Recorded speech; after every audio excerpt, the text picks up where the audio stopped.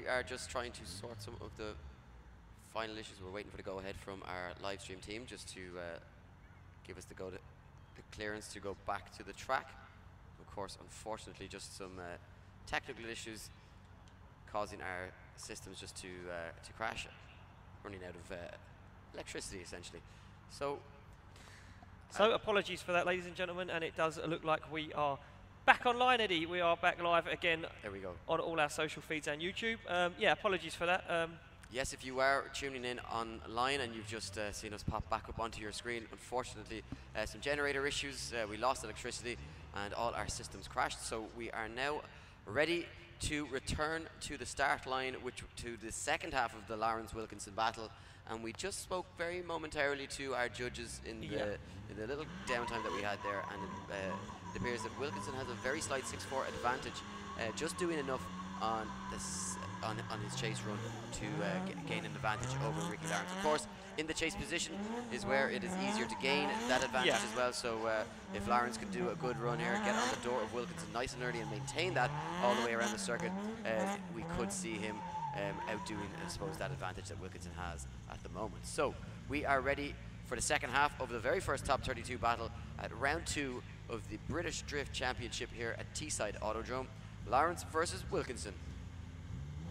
Worth noting as well, for those of you who aren't here in attendance, that a very, very light little shower of rain.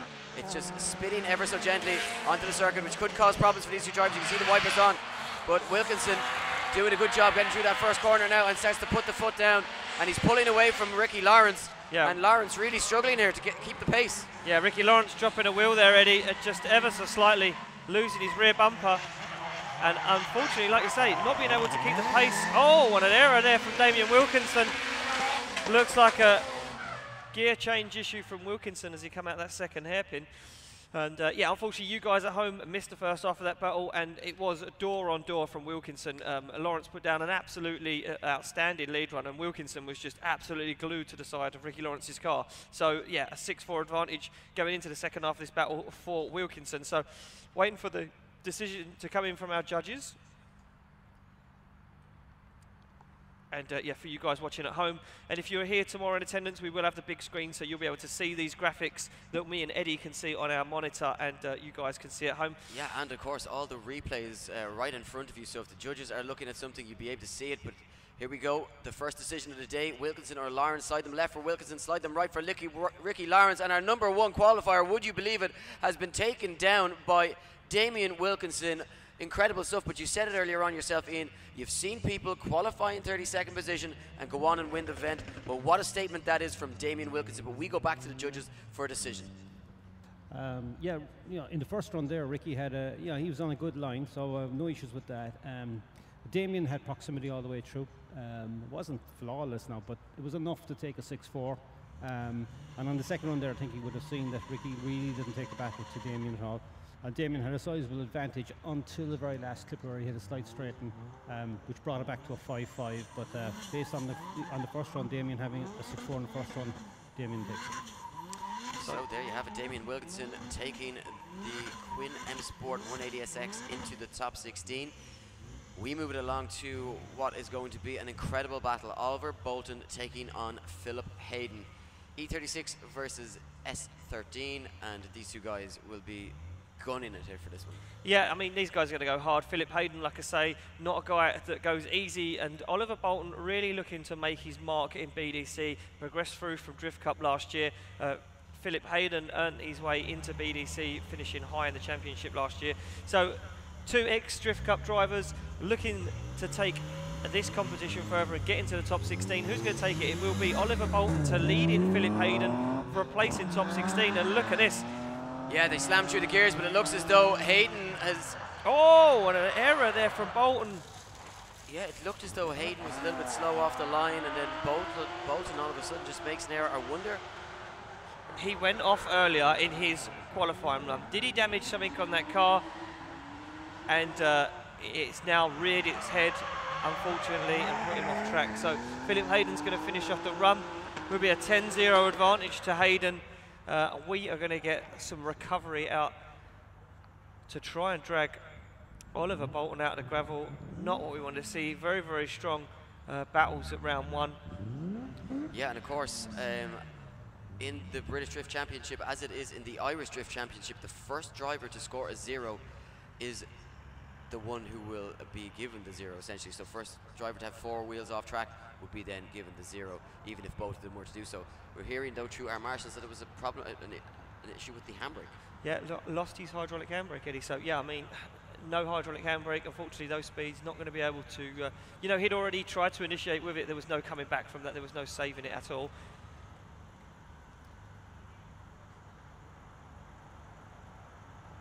So, does it look like we have Nathan potentially, Eddie, your mate? Oh yeah. He's So got. he was doing a few interviews earlier on with some of our pro drivers, or just some of our drivers on the grid, and it looks as though he's back to stay. Yeah, I think he's going to have a word with Tessa. Didn't get off on the right foot with her earlier. I think he could. Yeah, I'm not sure if you were following our British Instagram Drift, stories. yeah, Instagram. He was kind of making a fool of himself on that as well. So we're going to go down, and I believe he has an interview with Tessa Whitlock. Yeah, I think he's just getting ready for it. Apparently, he's doing his hair. He's got some t-shirt issues. Apparently, it's a little bit snug. Yeah, he's He kind doesn't. of. He's not really gelling with you, is he, Eddie? I can't see the problem. Well, I don't see the relevance of it. Oh, okay. You know, he's egotistical. He's a bit into himself. He's trying to be funny, and he knows nothing about motorsport. Yeah, I mean, you've pointed out all his flaws. Is there any positives to him? None that I can see at this point. None at all. So so it looks like we've got that interview. Yes, guys, I'm down here enjoying this wonderful day at BDC Round 2 in Middlesbrough. I'm just down here with one of my favourite driftees. It's Tessa Whittock, who I think is just real ace. It is Tessa Whittock and not Tessa Whitcock. I was misinformed earlier while I was talking to her, so that didn't go down very well. Things started to go well again. We were having a nice little chat. It was mainly me talking, but then all of a sudden this rather large chap kind of turned up, and I was like, who are you? He kind of cramping my style, and then he kind of put his arm around her, and it appeared that they were like a couple, which was awkward. So I kind of backed off. I thought about like, but he was a lot taller, and he actually looked like he could back it up. He did have sandals on, which made me think maybe not. But then again, never be put off with by a man in sandals. They might not be the most stylistic choice, but it doesn't mean he can't put you in a karate hold. Back to you guys in the top, and we'll chat later on. You know what, Martin Richards is a pretty big fella. Yeah, look, hopefully Martin Richards loses his temper with Nathan, and you know, maybe Nathan. But you want to see Martin Richards get Nathan in a headlock? Yes. Wow, Eddie, that was you seemed excited about that prospect of Nathan feeling some pain from big Martin Richards. I don't know. I think everybody would like to see that. I get on all right with him. So we're going to move on to. It looks as though these cars are back on the line for the second half of this battle. Philip Hayden, Oliver Bolton, as we mentioned, a 10-0 advantage. Oh, he's calling a 5-minute rule. Next battle we're hearing. So, Josh King taking on Justin Griffiths. Yep, Josh King to take on Justin Griffiths. Justin Griffiths in that Grifffield Jay-Z powered Rocket Bunny S13 to take on Josh King.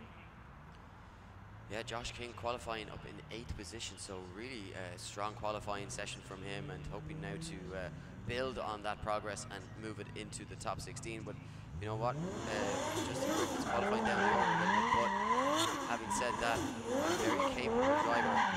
As you say, that's the car with the setup. Yeah, I mean, another guy progressing through from Drift Cup is Josh King. Josh King, as you can see, they're sporting that Drift Cup Hell banner. So we are going to go to the next battle, and they are on the line and ready to go, Eddie. It will be Josh King's first ever competitive battle in the British Drift Championship. Which is really incredible, especially him being the higher qualifier. You just see drivers there having a quick word with Malx, our start line marshal, who will give the orders. You see the wipers still on the drivers' cars. Very, very slight amount of rain in it. It's raining, but it's very, very light. So down the stretch they come.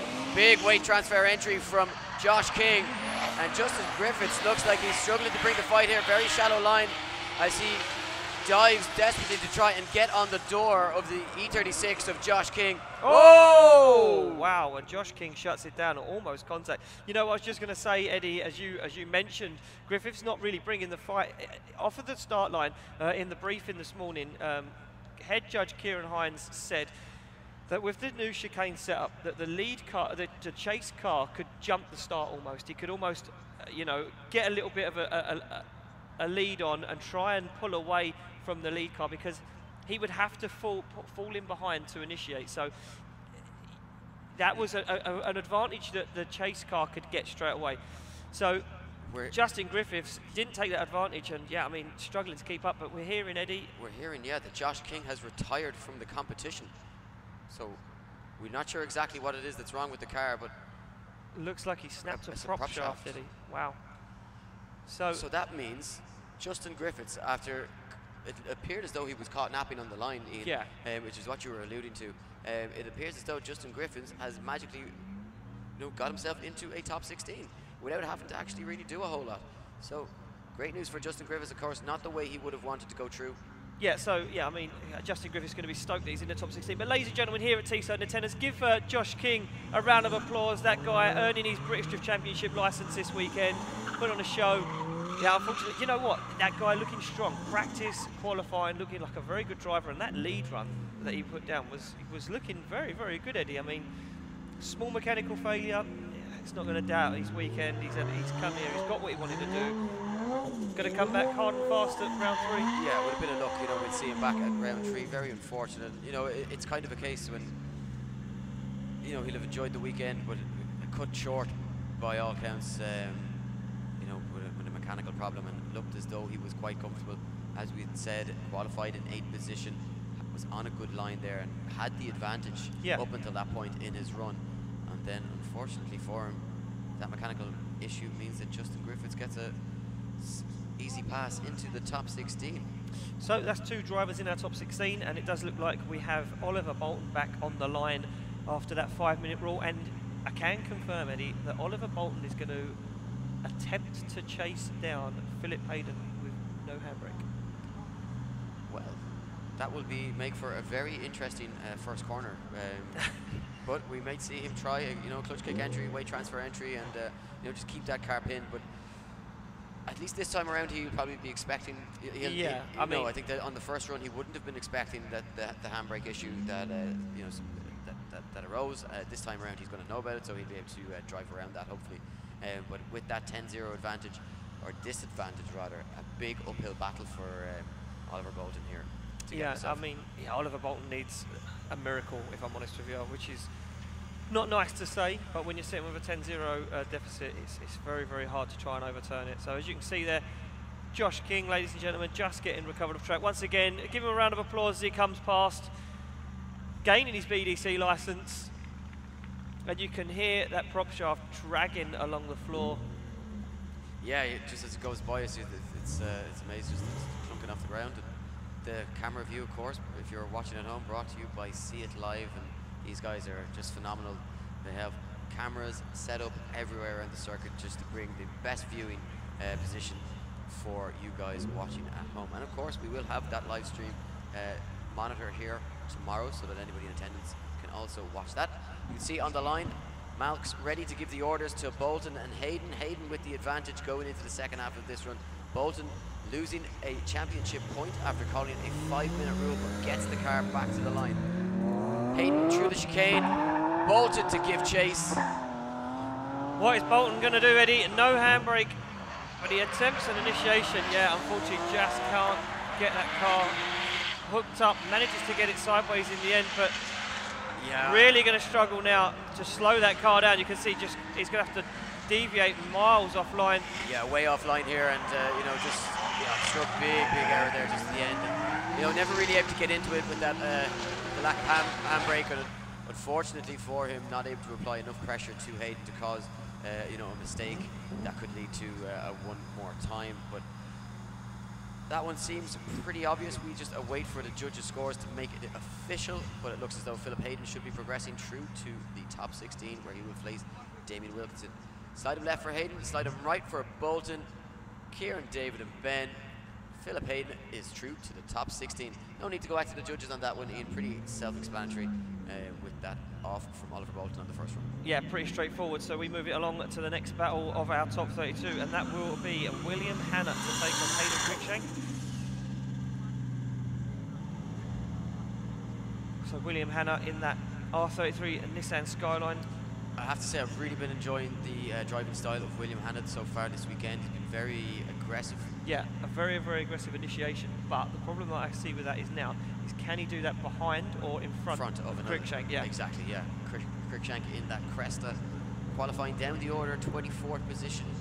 But you know what? Damien Wilkinson has already taken out our top qualifier. Exactly. So where are we going to go from there? As you can see, they get the thumbs up from our start line Marshall Melks, and they are good to go.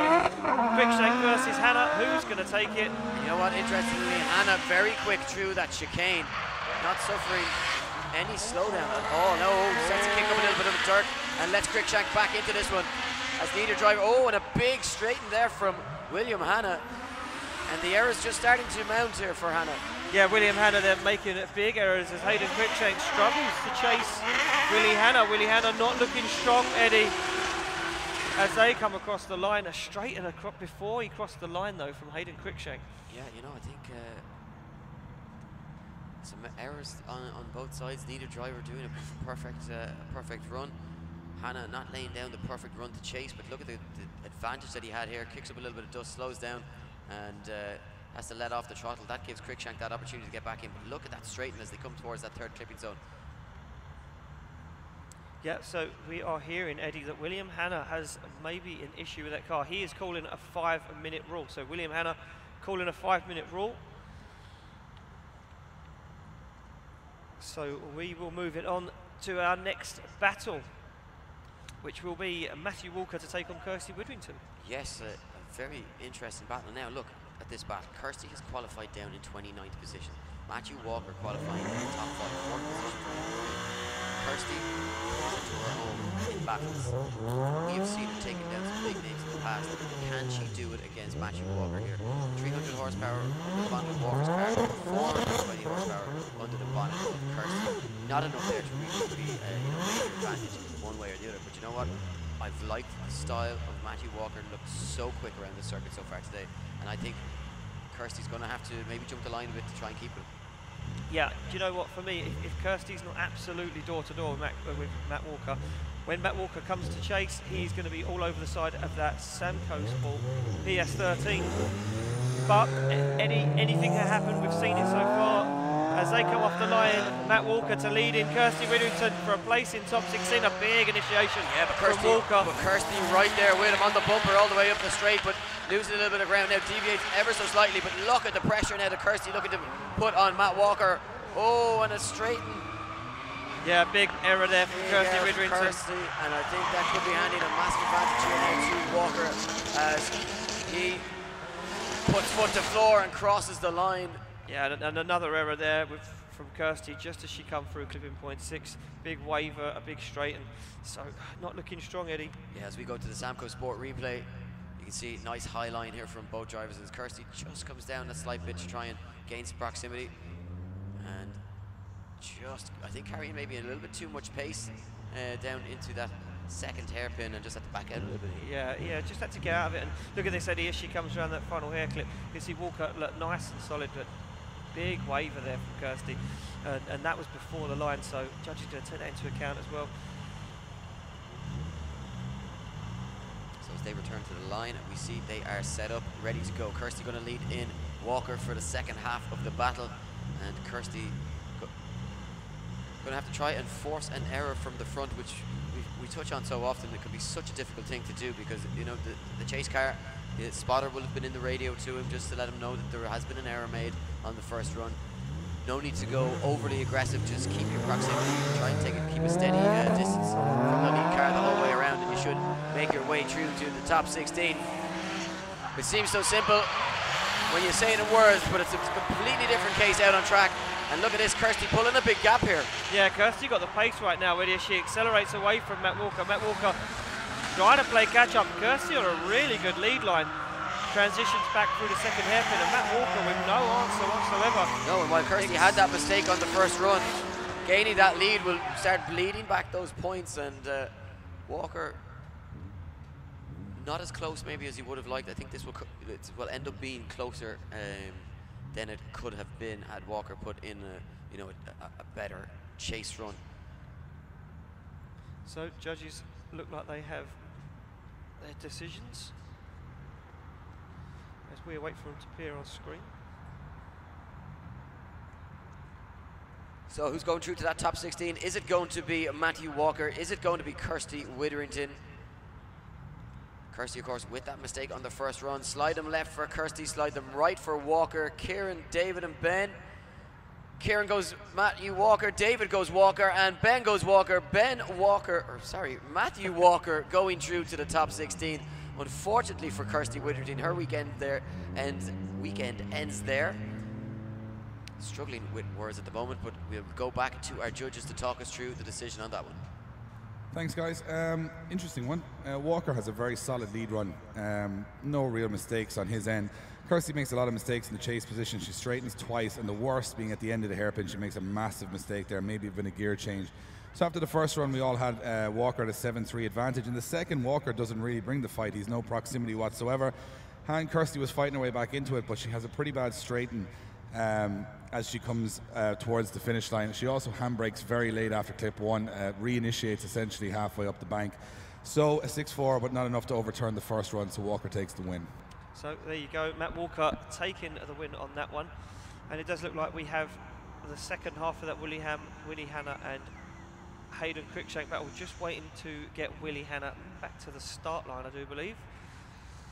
So yeah, so William Hanna obviously beating the 5-minute clock, getting that car back to the line. Obviously the 5 minutes starts when they get to their pits and start working on the car, and then finishes once they finish. We obviously allowed them time to drive back to the track. In the past it was a case where they had 5 minutes to be at the start line, but of course that caused drivers to drive through the pits at quite a rushed, horrendous speeds. Yes, causing danger to people that were in attendance walking around the pits, and of course track marshals and things like that. So we don't want to be putting people at in a dangerous situation. So we allowed him that time.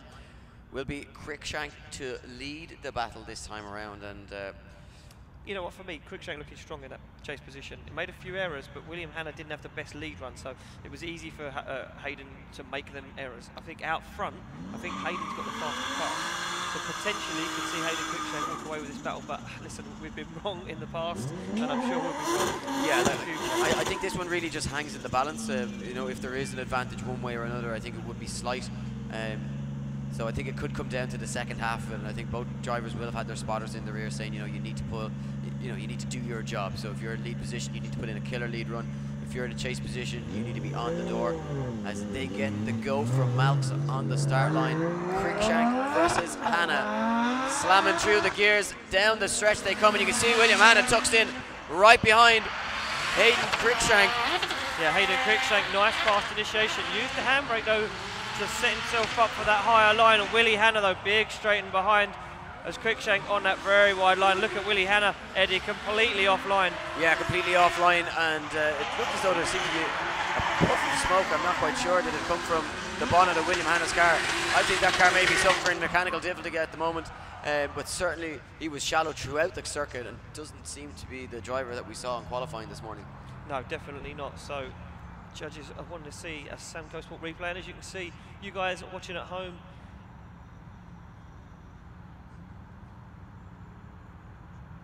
won't be able to see because we're not going to go to the replay. Yeah, judges deliberating over this one, and of course William Hanna having to call that 5-minute rule, and I think failed to put up a fight at all in the second half of that battle. So we got to wait for the scores to come through and the judging decision to see who is going through to the top 16 to face Justin Griffiths. So will it be Cruikshank? Will it be Hanna? Kieran, David and Ben all choosing Hayden Cruikshank going through to the top 16. Unfortunately for William Hanna, his weekend ends there. Pretty obvious one from the judges there, but that really been decided on the second run. Yep, so just following Hayden out of Ben back, but unfortunately for Yeah, so really, he was off the wrong line, ran the inside line, no proximity, so quite obvious really that Hayden took the win there. So there you go. Hayden Cruikshank moves on to the top 16. We move it on to the next battle in the top 32, which will see Neil Bamford taking on Stu Jones. Yep, so Neil Bamford, that very, very consistent drive we see in qualifying earlier to take on Stu Jones. Stu Jones, another guy getting that BDC Pro-Am licence and progressing up from Drift Cup. Very aggressive car, 500 horsepower, SR22 under the bonnet, likes to drive it flat out. Nickname is Full Stu. But what has he got in his first ever BDC Pro-Am competition as they're off the line? And they say you should never go full Stu, but look at this. Stu Jones all over the back of Bamford, very aggressive. Oh, and a little love tap sends Bamford into the ditch. And Neil Bamford's car, until Stu Jones appeared, was immaculate, Eddie. Yeah, look at this.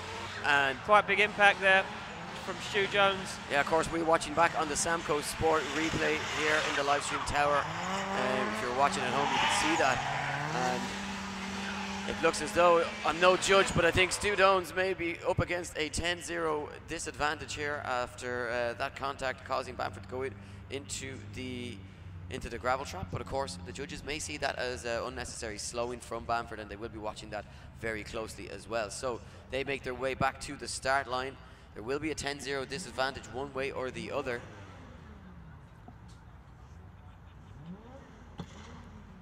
As things heat up at round 2 of the British Drift Championship. These guys obviously coming from qualifying this morning, trying to work their way into the the main event, the top 16. It's really where the business end of the competition, and as well the all-important championship points that need to be scored in order to keep themselves in touch with the guys that are leading the championship. Only the second round, so a long season, 5 rounds here in the British Drift Championship in 2018. So it does look like we are ready to go. It will be Neil Bamford now to chase down Stu Jones. Stu Jones coming in very aggressive. Maybe too aggressive. So those guys just getting pulled up to the line. And of course, marshals just before they go to the line checking over Bamford's car just to make sure there's no issues with it, and those cars have both been given a go. Yeah, so they are off the line. It will be Stu Jones to lead in Neil Bamford for a spot in top 16. And look at Bamford this time, Eddie, firing in big angle. Oh, Stu Jones almost comes off track. Yeah, Bamford getting a little bit out of shape there. I'm not sure overly aggressive. I wonder maybe is there some damage to some of the suspension components on the rear end of that car after taking a hit in the first run. So Eddie, what we've got to look at now is though, was Stu Jones sitting on a 10-0? Yeah, I think this one's going to come back to the first half of the battle. First half of the battle, because obviously Bamford on the second run scoring a 0. Did he have a 10-0 advantage on the first one? So they make their way down in front of the grandstand, or the judging tower rather. And we await the judges' scores to filter their way across to us. Yeah, this one really, in my eyes, could go either way. I'm pretty sure, I'm very confident it's going to be a one more time. Yes, I'm inclined to agree with you as the scores pass through to us. Kieran, David and Ben all going with a one more time. Pretty self-explanatory over the 2 runs, so we will just go straight back to the action, just waiting to hear from the marshals whether or not these guys are deciding to call 5 minutes to change their tyres. Neither of these cars overly yeah, I do want to just ask Dave Egan or Kieran Hines, who had the advantage in the first half of the run? Who do you see was at fault there? So on the first run, it's actually unlucky for Stu because he actually came in on a great entry. He was very, very close to Neil. What had happened was, I think he didn't realize that Neil was slower. He's just a generally slower car. And essentially what we were expecting Stu to do was adjust to that, either handbrake or left foot brake, but he just ploughed straight into him and to sort of put him out of the way. So obviously 10-0. Bamford then absolutely throws it away in the second one. All he had to do was go around the track and he spun out. Now, he went in very aggressive for some reason and locked up all 4 wheels, so he was still at a disadvantage. But yeah, a little bit of he'll watch that one back, I'm sure, and regret it. So we'll start again, and it's back to square one again with some dented door panels. We'll see how they get on. I will say one thing though, at that point, before the contact, he was like an 8-2 up because he initiated perfectly right on his door on a very, very difficult part of the track. So if he had been able to dab the foot brake and maybe, you know, slow a little bit, he could have pulled off a master stroke there, but unfortunately it didn't happen. So there you go, over aggression from Stu Jones. I just wanted to clear that up for myself, Eddie, more than anything, really. Yeah, well, no, you're absolutely within your rights to do that. So we're going to move to the next battle. Yes, while those guys go back to the pits and just change their tyres, we moved on to Ian Rutherford and Ryan Toporowski. Yeah, Ian Rutherford in that BMW V8 supercharged 180SX to take on Ryan Toporowski in that borrowed R33 Skyline. Yeah, the skid risk R33 Skyline is an absolute monster and a very intimidating car to come up against. Really has a lot of presence on the circuit. But that being said, so does the supercharger of Ian Rutherford. Yeah, and Ian Rutherford looking good on that high line, Eddie. Toporowski making a whole load of errors as he washes very low on the bank. Yeah, struggling to get on the door of Rutherford. Yeah, Ryan just doesn't have the line here at all. Big straight in there as well now as he struggles to follow the line of Ian Rutherford. Ian Rutherford, though, putting in a stomper of a lead run. You see exactly why he qualified in 5th position. Big run there from him and no answer from Ryan Toporowski. Yeah, unfortunately for Toporowski there, I think he underestimated the speed of Rutherford. As you can see, Rutherford fires it in, gets on a very high line. Look at that, all the way up on the bank, and look at Toporowski all the way down. Toporowski just doesn't have the answer, really struggles really once he gets the initiation wrong to try to get back online or carry any sort of speed or angle as Rutherford walks away with that one. So yeah, too far off that line, and as you say, you know, from that point on for the rest of the circuit, trying to play catch up but getting caught and not able to get the car on angle behind Ian Rutherford. Exactly. So we switch it up and it will be Topo to lead them in for the second half of the battle with Ian Rutherford to give chase. Imagine Ian has a very significant advantage and in that chase position now, right where he needs to be just to secure that position into the top 16.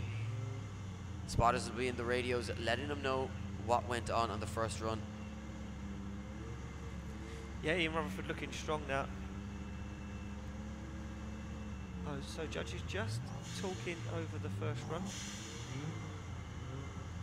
So it does look like we've got the thumbs up. We are ready to go. Oh, and it's Ryan Toporowski off the line. Left Ian Rutherford napping there, Eddie. Yeah, Ian Rutherford, well, you know, he probably knows he has the advantage, maybe the speed as well. So maybe just taking a little step back, hoping to close the gap and get on the door through the latter stages of the run. And you can see doing just that now as he starts to wind in. Ryan Toporowski and sit on the door through the final sections of the circuit. And across the line they go. Ladies and gentlemen, put your hands together for Toporowski and Ian Rutherford.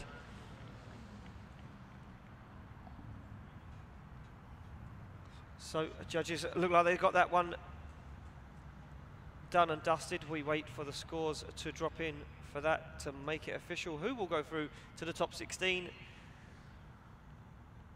Slide them left for Ryan Toporowski, right for Ian Rutherford. And David, Ben, and does Kieran? And Kieran, yeah, they all agree. Ian Rutherford takes the win, ladies and gentlemen, and progresses through to the top 16. Unfortunately, Ryan Toporowski knocked out of competition there. Yeah, I mean, massive errors. No need to go to the judges for that. Very, very scrappy chase run. So we're going to go back to the one more time of Stu Jones and Neil Bamford. Yeah, now both these drivers will have had the opportunity just to, you know, test out where they are against their competitor and get a feel for battle action. This is where, though, you know, the spotter information becomes very important and the mental side of the game becomes very important because they know what they've done in the first run. They know what they need to improve on, and it's who's going to do that better. Yeah, I mean, listen, for me, Stu Jones would have been told on the radio, look, don't go too hard. Perfect initiation, like Kieran Hines said. Nice to get on the door, but you've got to wind back that aggression 10%. And look at this, gives Bamford some room this time off the line. As Bamford leads in Stu Jones for a place in top 16. Bamford, very aggressive, fires it in. Stu Jones giving Neil Bamford some room this time. He knows it's a slower car. Stu Jones now starts to reel in Neil Bamford. Oh, but a big error from Stu Jones. Yeah, and this is the problem that you have when you hold back too much. A spin for Stu Jones, but all of this caused by the fact that he was on that shallower line, closing the gap, then dialed on big angle, and then got caught on the transition with not having enough pace to get the car to flow, and a spin the result. And unfortunately now for Stu Jones, he finds himself exactly where he was after the first run, the first time around. Yeah, with a 10-0 deficit again. Yeah, like you say, Eddie, he come through clipping point 2, he wound on the lock, and kind of really, that once you come through clipping point 2 is a place where you want to start dialing out the angle, trying to make the car wash down the hill towards clipping point 3, and Stu did the opposite, hence why he found himself in the middle of the circuit straight. Now, going into the second half of this battle, I think Neil Bamford has no excuse this time around. No. This is going to be the second time he's gone into this, into his chase run with a 10-0 advantage. Yeah. And if he was to throw it away here again, it would be, you know, a case of insane, Eddie. It would be insane. So, the cloud's starting to thicken, Eddie. Yeah, but you know what? That rain appears to have... you just said it. You said rain. I didn't even want to say rain. That light shower appears to have passed. I mean, it didn't look like it was ever very strong. Very hard from our viewing point to tell whether or not there was there's actually any water falling from the sky at all. I can see a few umbrellas, but everyone looks good. Sun umbrellas. Now, obviously these drivers, you can just see them leaving the line. Yeah, and it will be Stu Jones to lead in and Neil Bamford. Oh, and a wheel drop from Stu Jones, but Neil Bamford failing to initiate, Eddie. Neil Bamford now on the back foot as they come down into clipping point 3. Bamford really needs to keep his cool here. Yeah, it's as if Bamford is just getting himself... Oh, and a spin I don't believe from Neil Bamford. And the interesting thing here now, Ian, is that the judges have to make a decision on this. It can't go one more time once again. So you have two battles with two 10-0s, and the judges need to make a decision as to who was better over the course of the two runs. I think this comes down does to, it come down to who made less mistakes, and this is what it's going to have to come down to. We may just double check this with Dave Egan, who wrote the rulebook, to see is there any additional ruling on this, just to be sure. I wonder, could it potentially come down to the higher qualifier? Yeah, so we wait for a word from Dave Egan.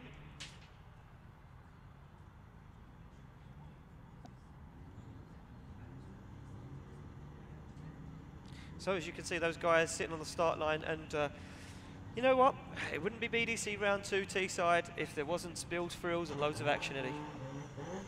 Yeah, I just can't work out what's going on. I can't work out what's going on with Neil Bamford there. I wonder, is it the car? Is it just, you know... I think there's an issue with the car. Feeling the pressure, because he doesn't look comfortable out on track, and to throw away two 10-0 disadvantages is, I mean, it's almost unheard of. Yeah, I mean, especially in the chase position. Personally, I think there might be an issue with the car. He got pushed off track quite heavily. That gravel and where everyone's been dirt dropping over the back there, you end up with a kind of a ditch.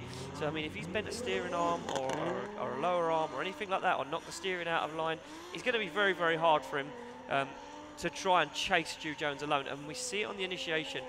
He failed to initiate, he had to initiate at clipping point 2, then he started to catch Stu Jones up, and then he carried so much speed into clipping point 3 that he was all over the place.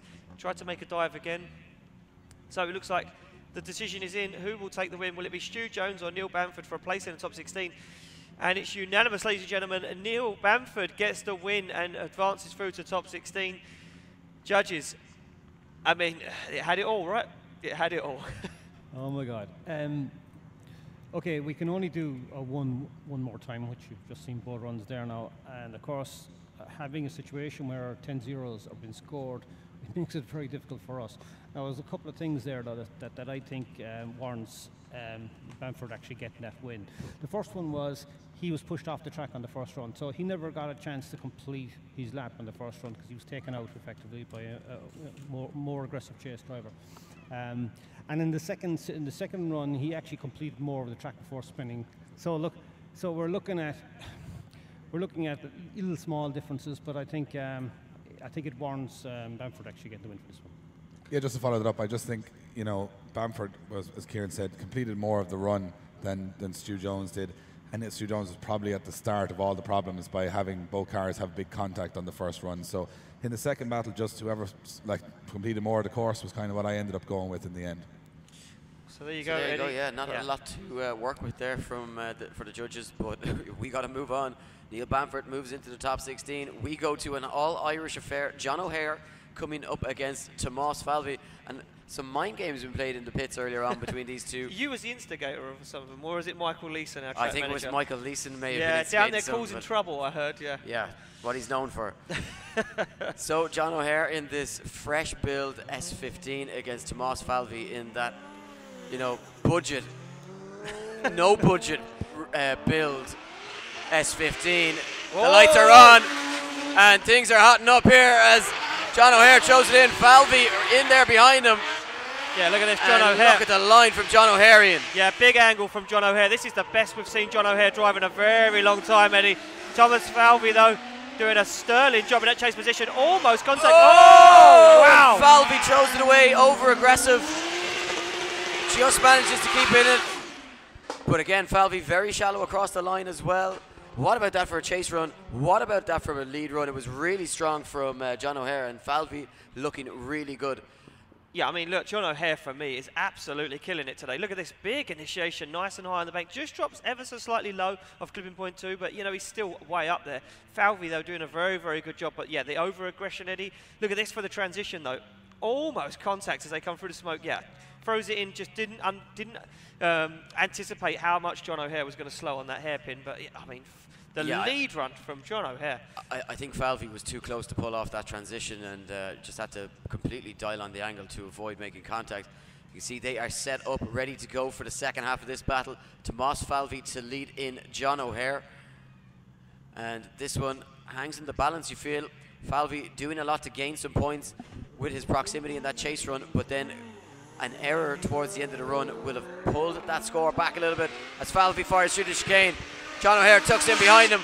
They come through the stretch, throw it into that first corner side by side. John O'Hare jumps onto the door, drops a wheel as Falvey with a shallow line now starts to pull a gap here, Ian. Yeah, John O'Hare backs out of it considerably, now playing catch up. Oh, and John O'Hare puts in a spin as Tomas Falvey finishes off the run all the way out. Nice wide line. Yeah, a gift for Tomas Falvey from John O'Hare as John O'Hare just gets a little carried away, and you know, at that point, while he didn't have the same proximity, Falvey's line wasn't perfect, and that mistake on the first run, that one could have been in the balance. But I think a pretty clear one for the judges, I'd imagine, Ian. Yeah, I mean, listen, John O'Hare made a massive error on initiation. Looks like he threw the car in, underestimated the speed of Falvey. And there you go, ladies and gentlemen, it's unanimous. Tomas Falvey gets the win and advances through to the top 16. Unfortunately, John O'Hare's weekend ends right there. Yeah, Falvey looking strong. Yeah, John O'Hare just made too many errors in that spin coming into that first hairpin. Too much to overturn. We move it on to our next battle. Ryan Caldwell to take on Carl Farrar. The rock star versus the 16-year-old student. Yeah, well, we've already seen our top qualifier being taken out by Damien Wilkinson. Could we see second place qualifier Ryan Caldwell be taken out by Carl Farrar? It's certainly not beyond the realms of possibility, but you know what? The way this young man drives on this circuit, I find it very hard to see him being beaten unless somebody can put up a really, really strong run. They're going to have to drive his best, but look at the advantage here that Carl Farrar is taking off the line. The only thing, though, with it jumping the line like that is that you have to slow to allow the lead car to pass. Oh, and it just doesn't look as though Carl Farrar is having too much comfort. Making a few errors here now, and I think he got caught by jumping the start line. Yeah, I mean, look, he had all the right intentions there. Jumping the start line to try and gain a little bit of an advantage to try and keep up with Caldwell's car. He knows that Caldwell's car is very, very fast, but unfortunately got himself in a position on circuit where he couldn't initiate and had to initiate in the middle of the track. Naturally put himself in the middle of the first corner, and then from there on out, Eddie, it was just a disaster for Farrar.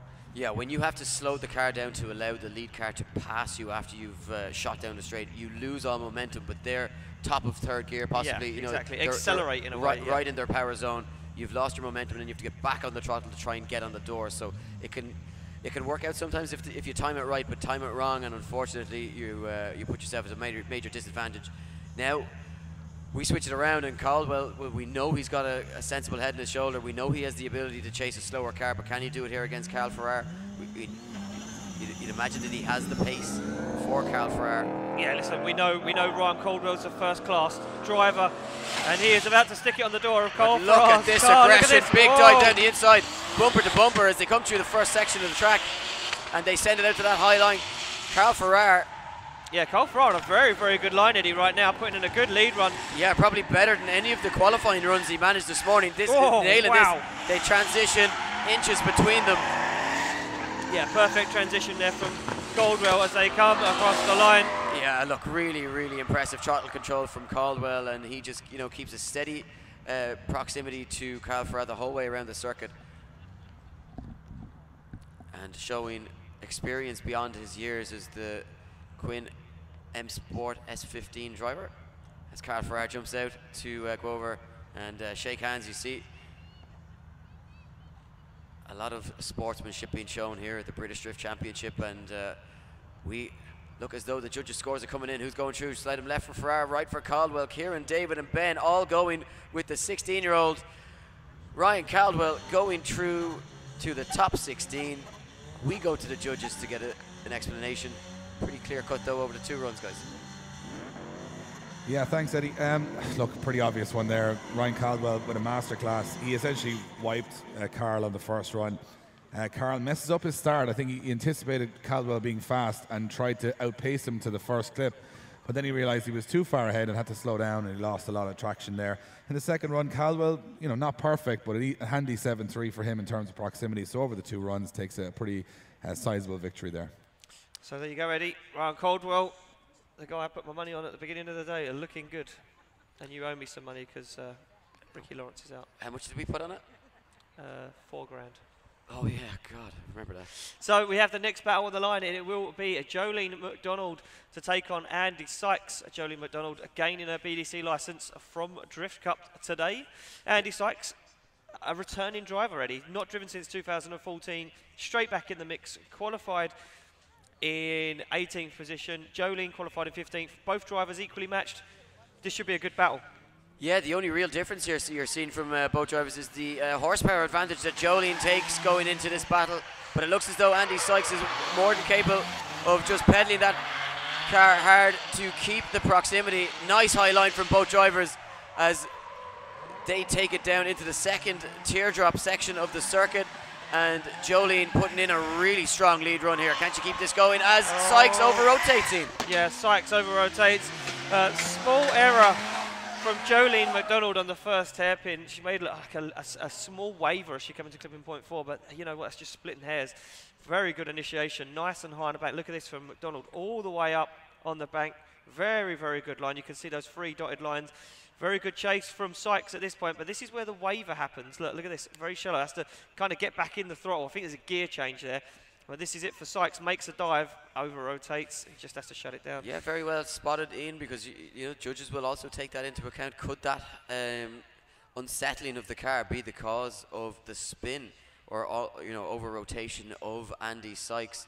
The judges will talk us through that later on, but you can just see a little bit of banter between the 2 drivers on the start line, discussing what may have occurred on track as we go into the second half of the battle now. This time Sykes to lead in Jolene McDonald. Of course, this car formerly driven by Mike Marshall.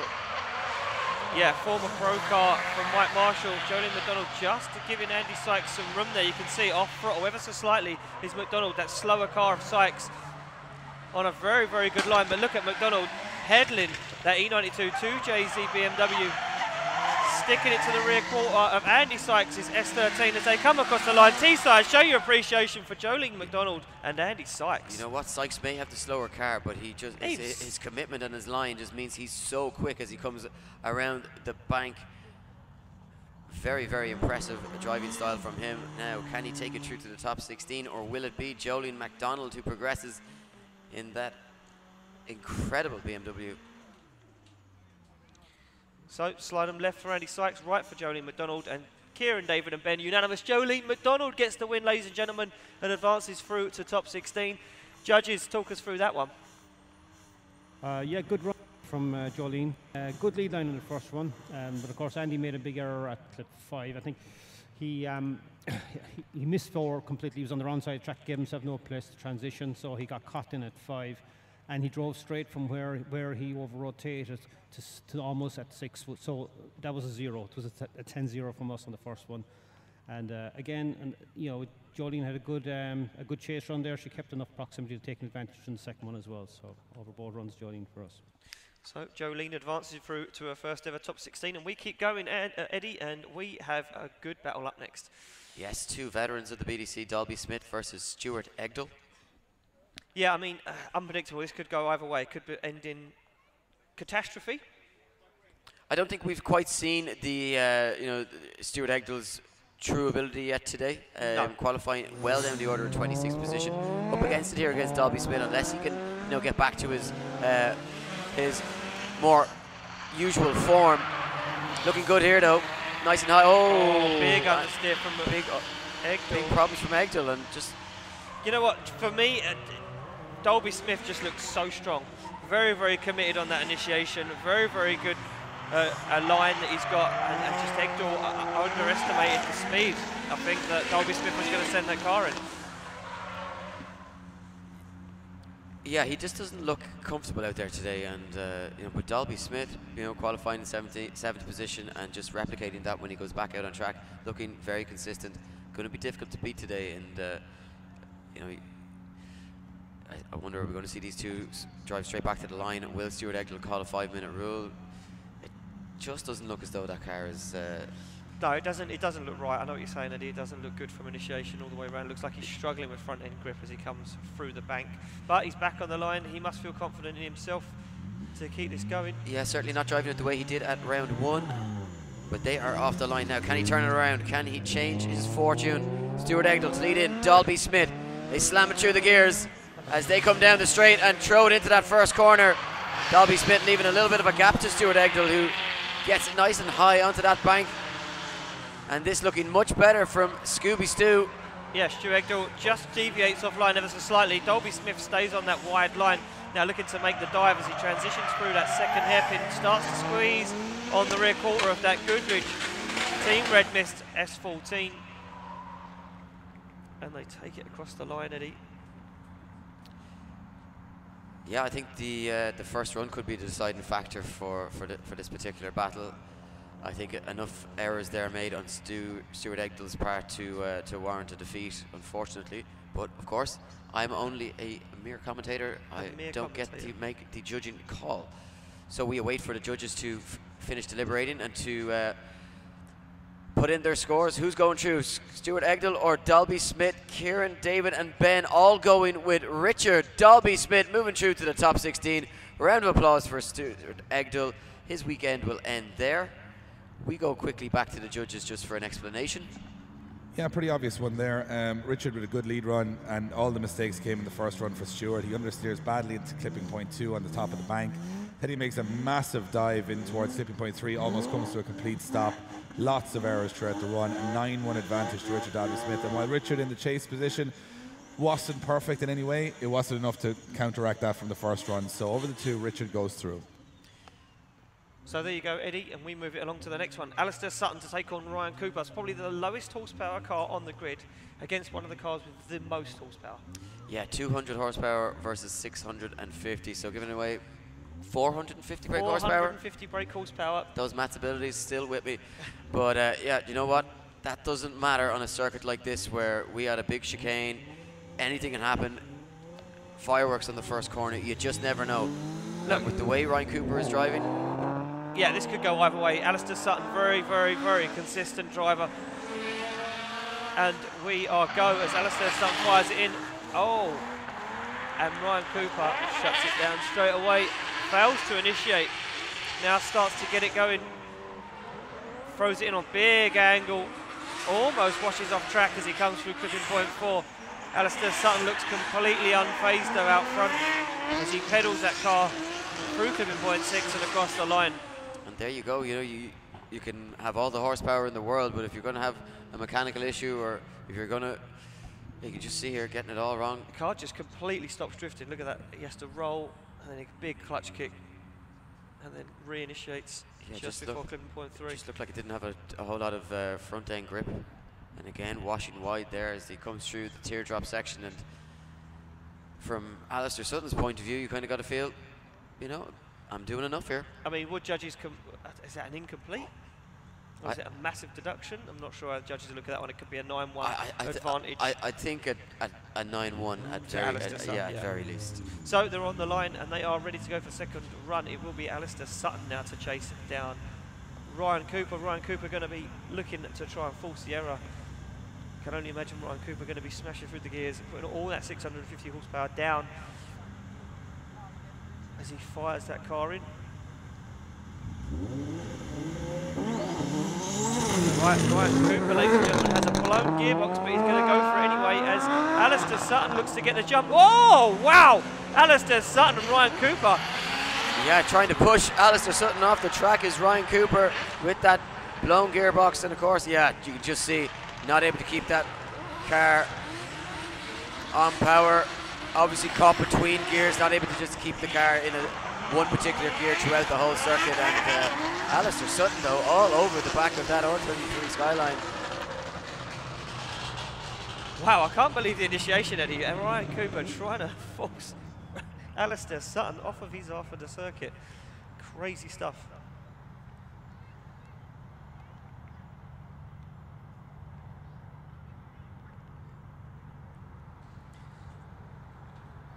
So we wait for the judge's decision to come in. Who's going to take it through to the top 16? Alistair Sutton or Ryan Cooper?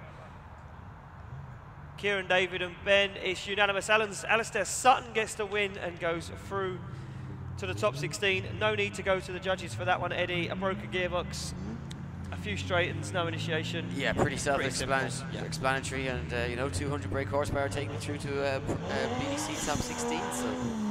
So it just goes to show you don't need the big power to be competitive at this level. Now we got to move it on. Only a few more battles left in the top 32. The first of those will be Callum Marshall to lead in Jonas Lund. PS13 versus E36. Jonas scraping into qualifying in 30th position. Callum Marshall, though, right up there in the mix in 3rd position. And he is looking strong today. Now, we haven't seen yet the best of Jonas Lund. I know a lot of work being done on that car in the pits earlier on, and if they can get that car running right, Jonas Lundy could pull off an upset here as they lead the line. Lundy takes the head start now as he tucks back in behind Callum Marshall, who takes it through to the first corner. High on the bank from Marshall, a very shallow line from Lundy as Lundy almost makes contact with Marshall. Lundy, very, very aggressive dive there. But he has to sacrifice line and an over rotation. Yeah, a spin from Lund, just getting caught too shallow into that teardrop section of the track in. And we've seen that happen a couple of times now. Those chase drivers just getting offline and then making dives. But they're diving onto the line that the lead driver, or the section of the track that the lead driver is going to be going into, and get the door shutting them. And unfortunately have to back out and then spin to avoid making contact. So very unfortunate. You just see. Yeah, gets himself completely in the wrong part of track. Yeah, Callum Marshall automatically shuts the door on the transition, and yeah, nowhere to go, like say Eddie, and has to put in a spin. So it will be a 10-0 advantage for Callum Marshall. As we go back to the start line to get the second half of this done.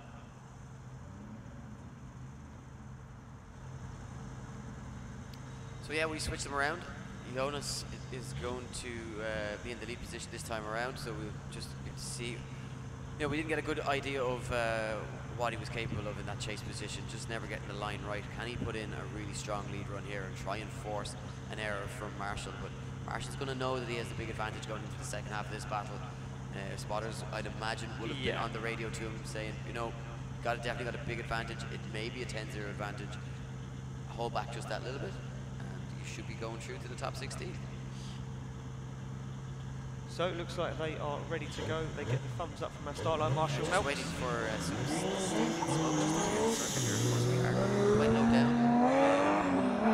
Track is waiting for some of that smoke just to arrive. But very little breeze here today in Teesside Autodrome for round 2 of the British Cup Championship. Now look at this big angle here from Jonas Lund as he takes the high line. But again, just getting it wrong. You can just see the sensible approach from Callum Marshall, holding back, not getting himself involved, and just allowing the onus to make those errors in front of him. Takes it safely across the line, and I don't think it'll take a rocket scientist to figure out who's going through to the top 16 here. No, a spin and 4 wheels off. To me, Eddie, it looks like 2 complete zeros. So it would be Callum Marshall, but we're going to make it official. And there we go. It is official. Callum Marshall, ladies and gentlemen, gets the win and advances through, unfortunately, for Jonas Lund. His weekend finishes right there as we go. We'll move on to our next battle, and a battle of the Drift Cup drivers, Eddie. Yeah, and you know what, I love seeing battles like this. You know, we often see it in Ireland with the IADC drivers, and they come against each other again. Again and again, yeah. These guys will know each other so well from battling it out in Drift Cup. Similar cars, similar horsepower, similar levels of experience, which is always great. And the great thing about these events is that it allows guys to have risen through from these feeder series to come up against each other, get an opportunity. One of them for certain is going into the top 16, and then express themselves against, you know, some more some of the veterans of the sport who have been involved in the BDC for a longer time, or maybe a little bit more experience, but a chance to make a name for themselves by taking down some of those guys. So Paul Cunnington awaits for Lee Lawrence just to finish warming his tyres and move to the start line. So it does look like both of these guys are ready to go. Windscreen wipers on, just a little drizzle of rain in the air. It will be Paul Cunnington to lead out Lee Lawrence for a spot in top 16, and Lee Lawrence not using the advantage and not jumping that start line, just tucking in behind Paul Cunnington. Yeah, I think a sensible approach though, as we've seen other drivers getting caught out, but look at the proximity here as they throw it door to door all the way around the bank. Oh, Lee Lawrence. Oh, Lawrence getting caught out though. Yeah, Lee Lawrence got himself in the wrong place. Should have tucked in behind. Oh, and almost contact. Oh! As Cunnington nearly over-rotates. Nevertheless, a complete stop in drifting there, and the judges will need to go back and check out the replay. And for those of you who are in attendance, we'll try and talk you through it as best as you can. You can see here as they come around on that bank, big angle. A straighten from Cunnington as well though in that lead position, and then was there contact? It doesn't appear as though there was. No, very strange one, Eddie. I was just trying to watch that back and just understand what happened to Paul Cunnington, but he just couldn't work out where it went wrong. Lee Lawrence just got himself in the wrong place on circuit, and the door was shut. Judges wanted to see this one again, maybe? No, they're ready to go for the next half of the battle.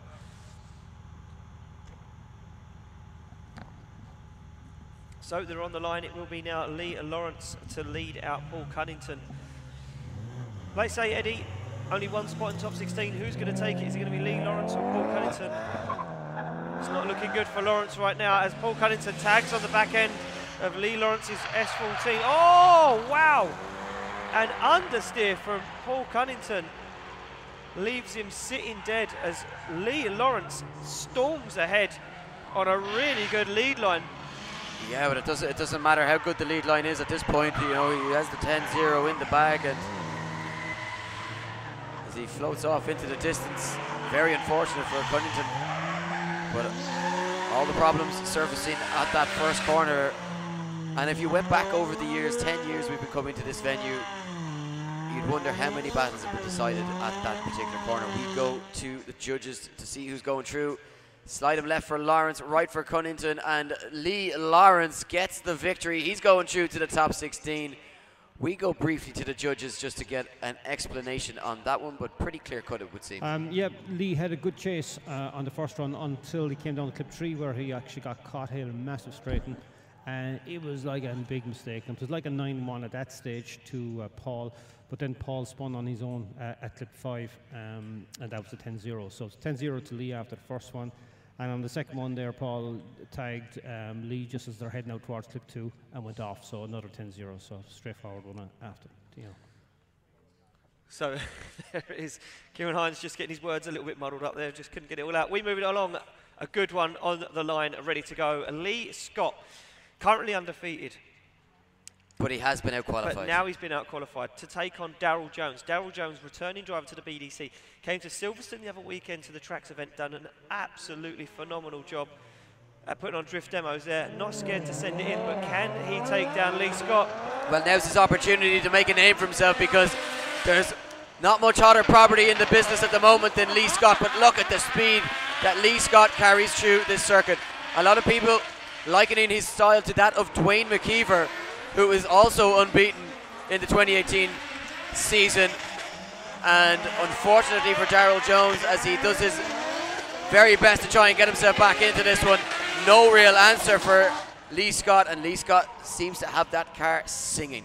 Yeah, you know, it looks like those guys down there got that car repaired, and it now looks like he's absolutely back on form again. Look at the pace that Lee Scott carries as he comes through that banked corner, drops down. Nice long drag on the handbrake though to scrub that speed.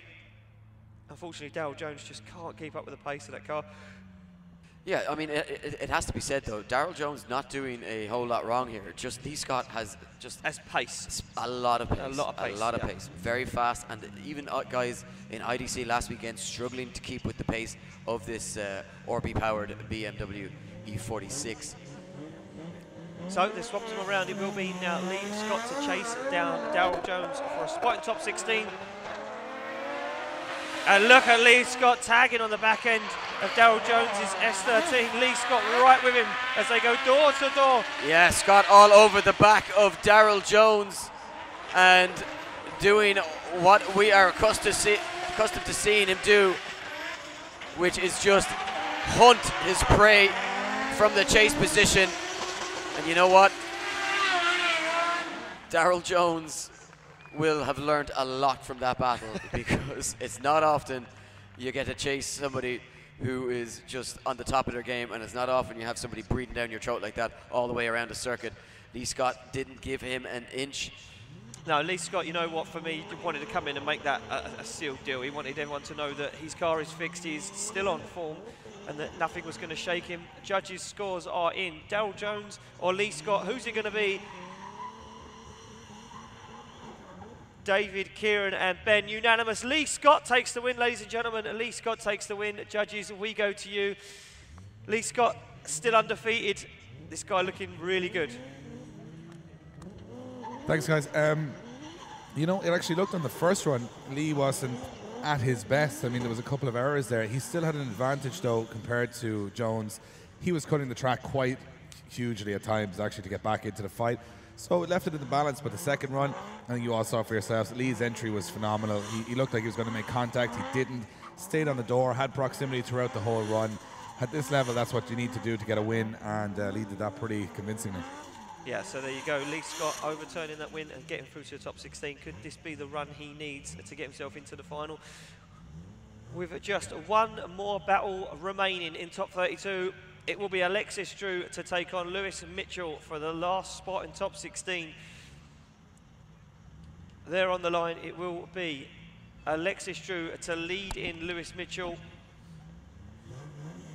Yeah, the final spot in the top 16 to be filled. Drew or Mitchell. Drew leading them in, and oh, big weight transfer as he throws the rear end of that car all the way across the track into the path of Lewis Mitchell. Yeah. And judges saying only half the track can be used on entry in a battle. Yeah, so not sure how that one's going to be scored, Eddie, but you know what? Alexis Drew doing a sterling job out front. Lewis Mitchell gets back in it, but sacrifices a little bit of the circuit to try and get back on the door. Yeah, not sure how the judges are going to look at the initiation there, but certainly the rest of the lead run, the rest of the lead run from Alexis Drew was pretty on point. Does drop down way on the bank there though, completely misses clipping point 2, I noticed, and manages to get back online for 3, stays in it, but yeah, Lewis Mitchell, look, you can just see very much playing catch up, shallow angle, transitions here, and cuts the circuit ever so slightly to try and gain some proximity, but just doesn't manage to get it back. So they're on the line, ready to go for the second half of the battle, of the final battle of our top 32. Yes, and Malks gives the orders. They are go. First, second, third. You can hear them slamming through the gears as they come down that stretch. And they Oh wow, look at Little Lewis shift to Mitchell the right now. and then to the left, and yeah, Mitchell throwing it high in the bank, but just starts to shallow up then. Yeah, Alexis Drew way offline though, Eddie. And look at him.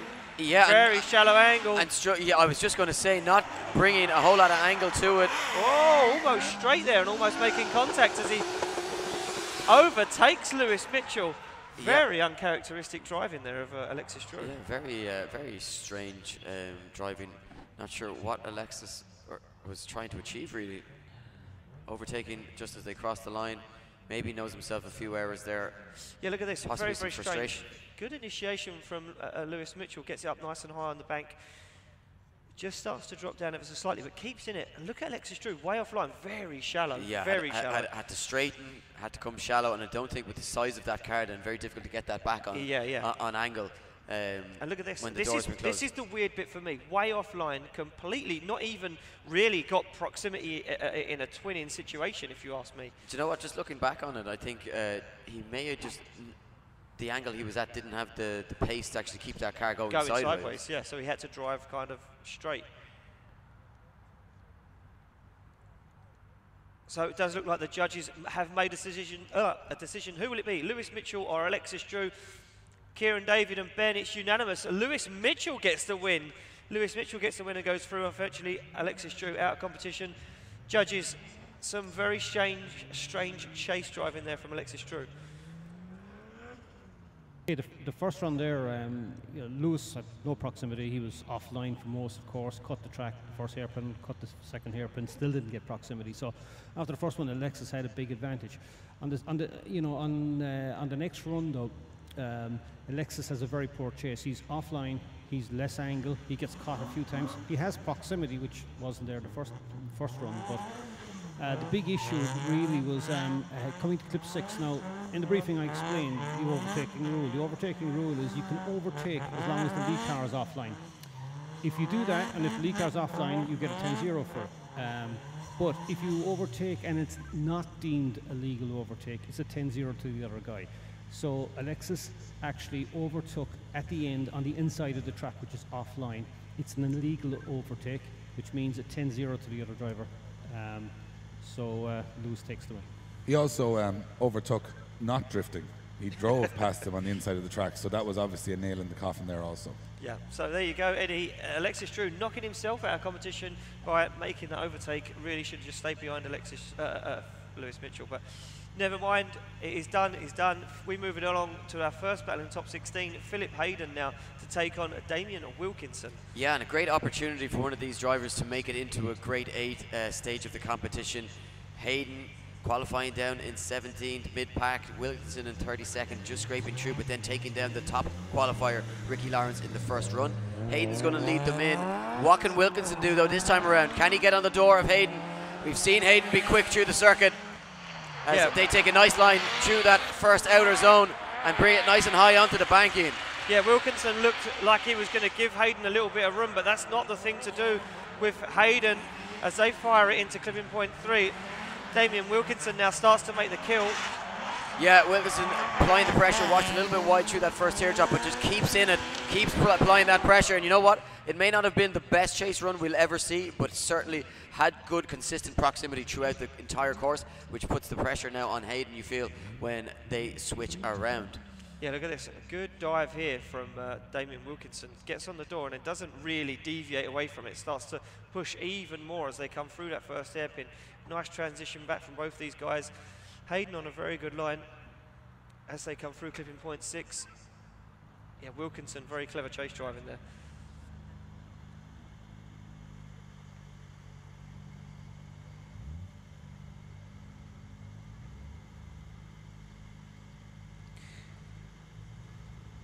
So we go back to the start line where we will see Damien Wilkinson now to lead in Philip Hayden for a spot in the Grade 8. As Wilkinson comes through the chicane. Philip Hayden accelerates through. Yeah, Wilkinson using a large portion of the track there on initiation, but can he bring it nice and high in the bank? A little bit shallow, but Hayden unable to keep that proximity that Wilkinson had. So this one not perfect by either driver, but Wilkinson now starting to put in that line. And if he can keep it wide, like the judge was saying, over the finish line, we'll see. Oh, and a big error there.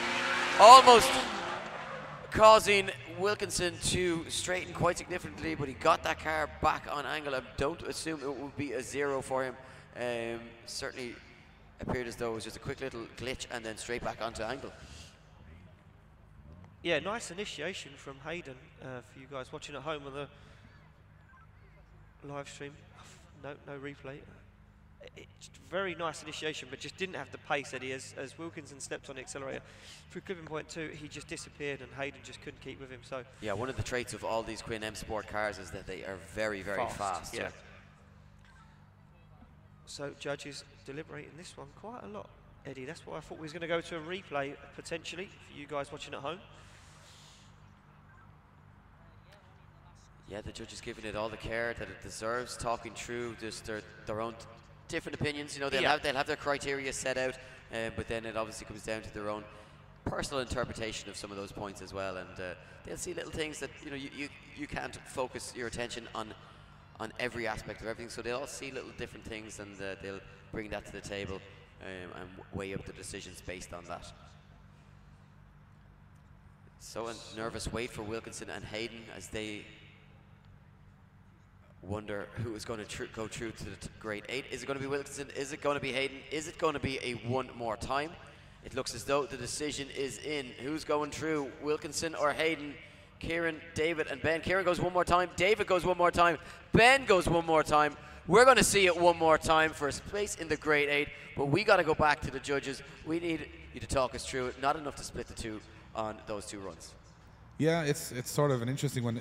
There's a lot of errors all sides there, so we'd be here for maybe a week trying to go through all those. But what the easiest thing to explain is Wilkinson had a much better chase in terms of proximity. Hayden had a much better lead in terms of line.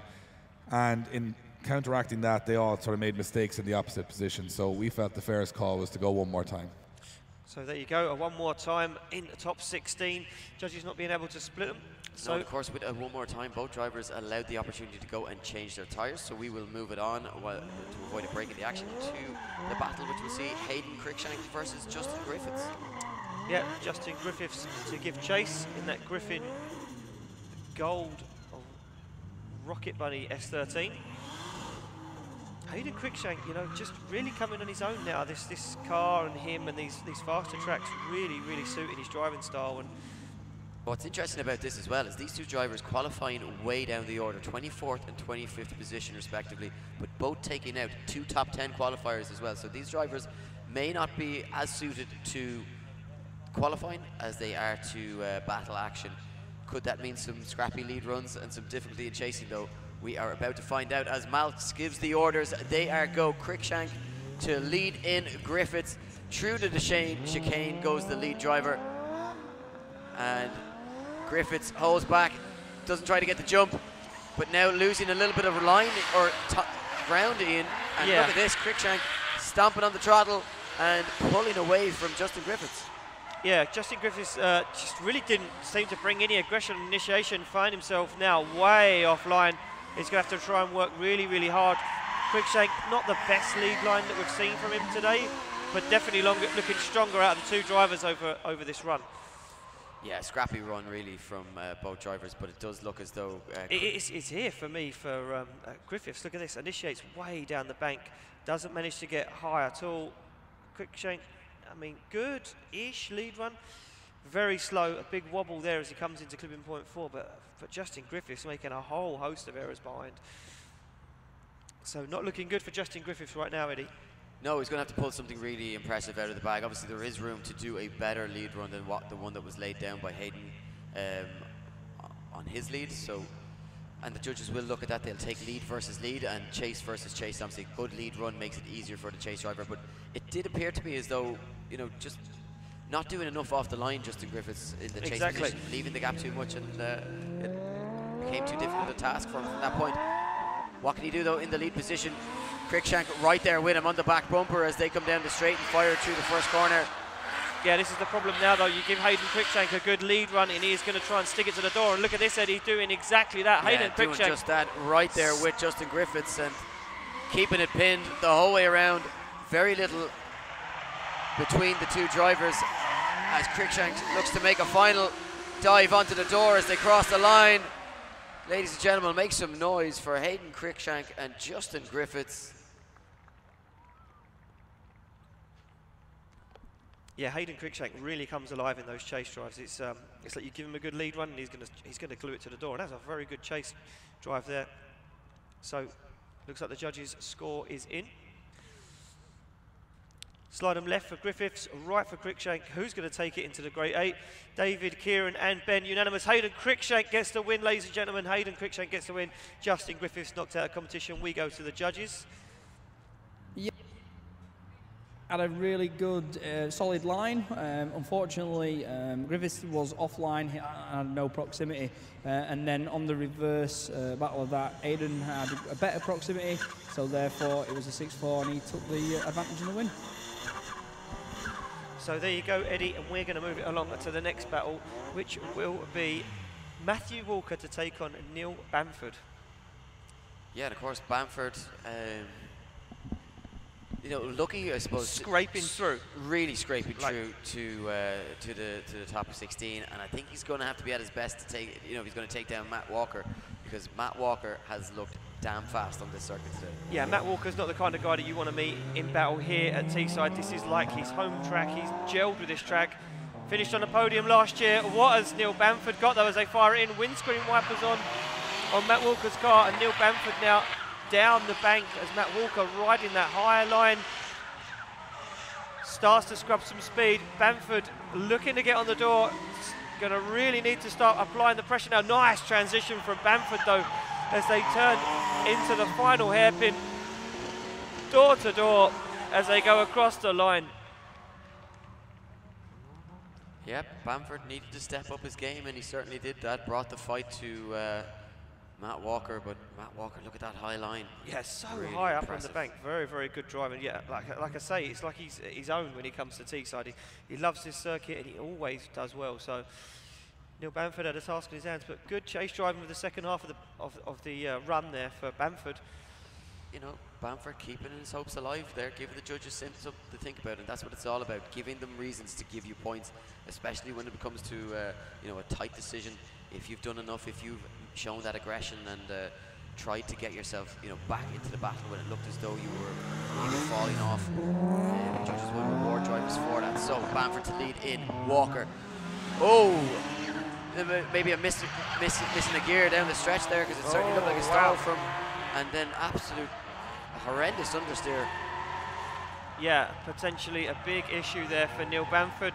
Whatever the issue is with that car, again, Eddie rearing its head as Matt Walker finishes off the run.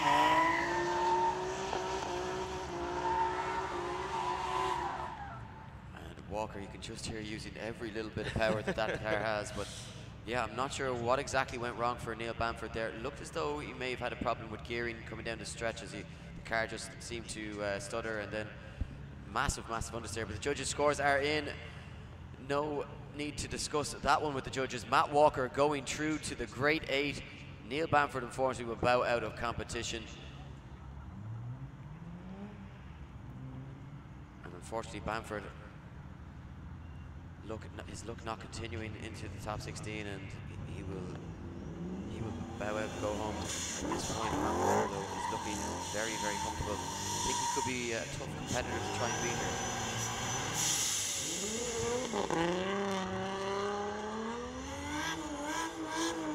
So it does look like we are going to move it on to our next battle, Eddie, and that will be Ian Rutherford to take on Tomas Falvey.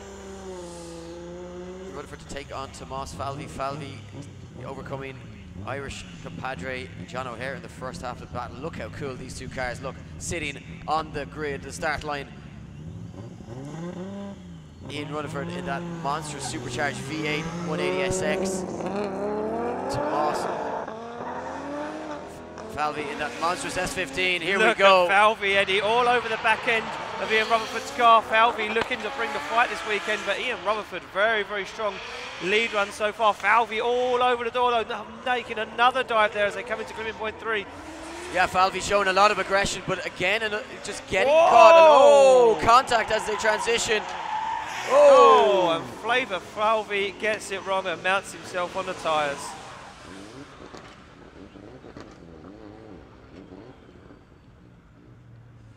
Yeah, it was really looking like you know, it was going to be just one of those battles where you saw perfect lead run, perfect chase.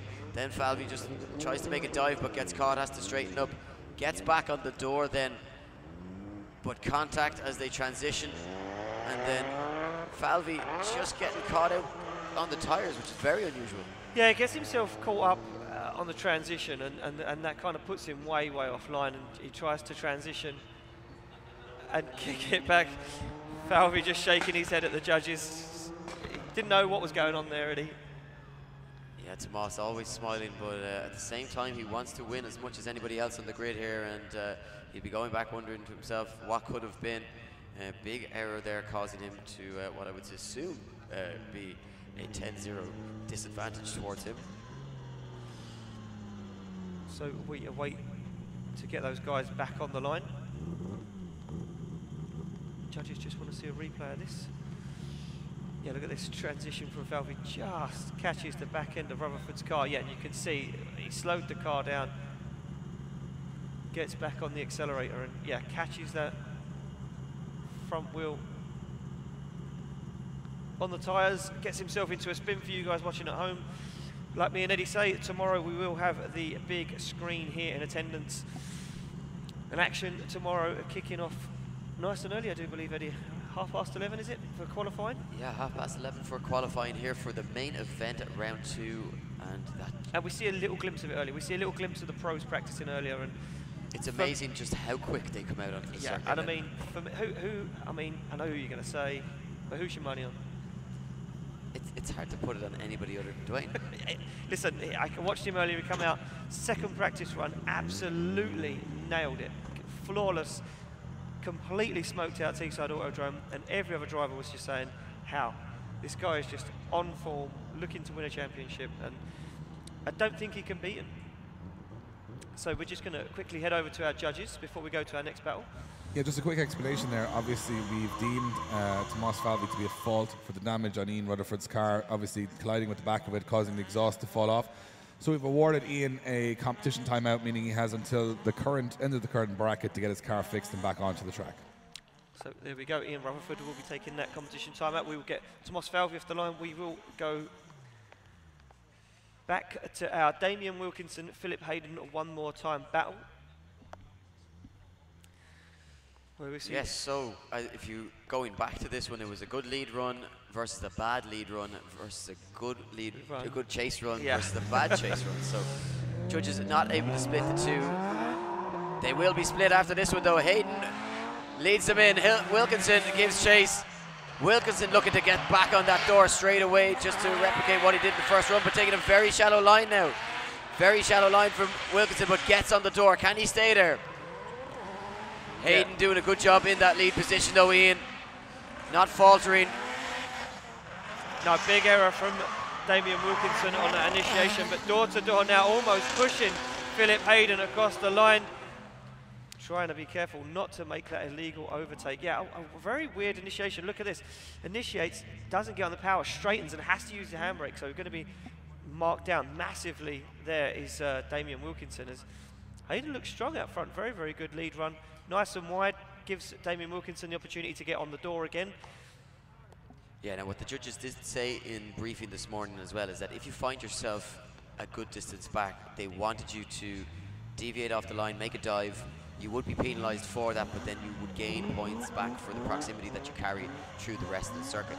So interesting to see how they'll score that, but obviously you'd imagine Wilkinson with a massive disadvantage after those big errors on entry. Yeah, exactly.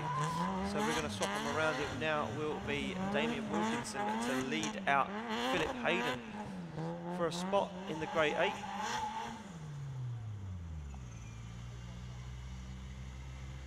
And Philip Hayden going to be looking to do everything he can to try and get on the door of that Quins M Sport 180SX. Yeah, well, what's interesting, could we see a reverse of what happened in the first battle, whereas could Wilkinson now put in a really strong lead run and there could be a poor chase run from Hayden, but certainly there wasn't a good, it wasn't the best chase run, certainly started chase run from Wilkinson.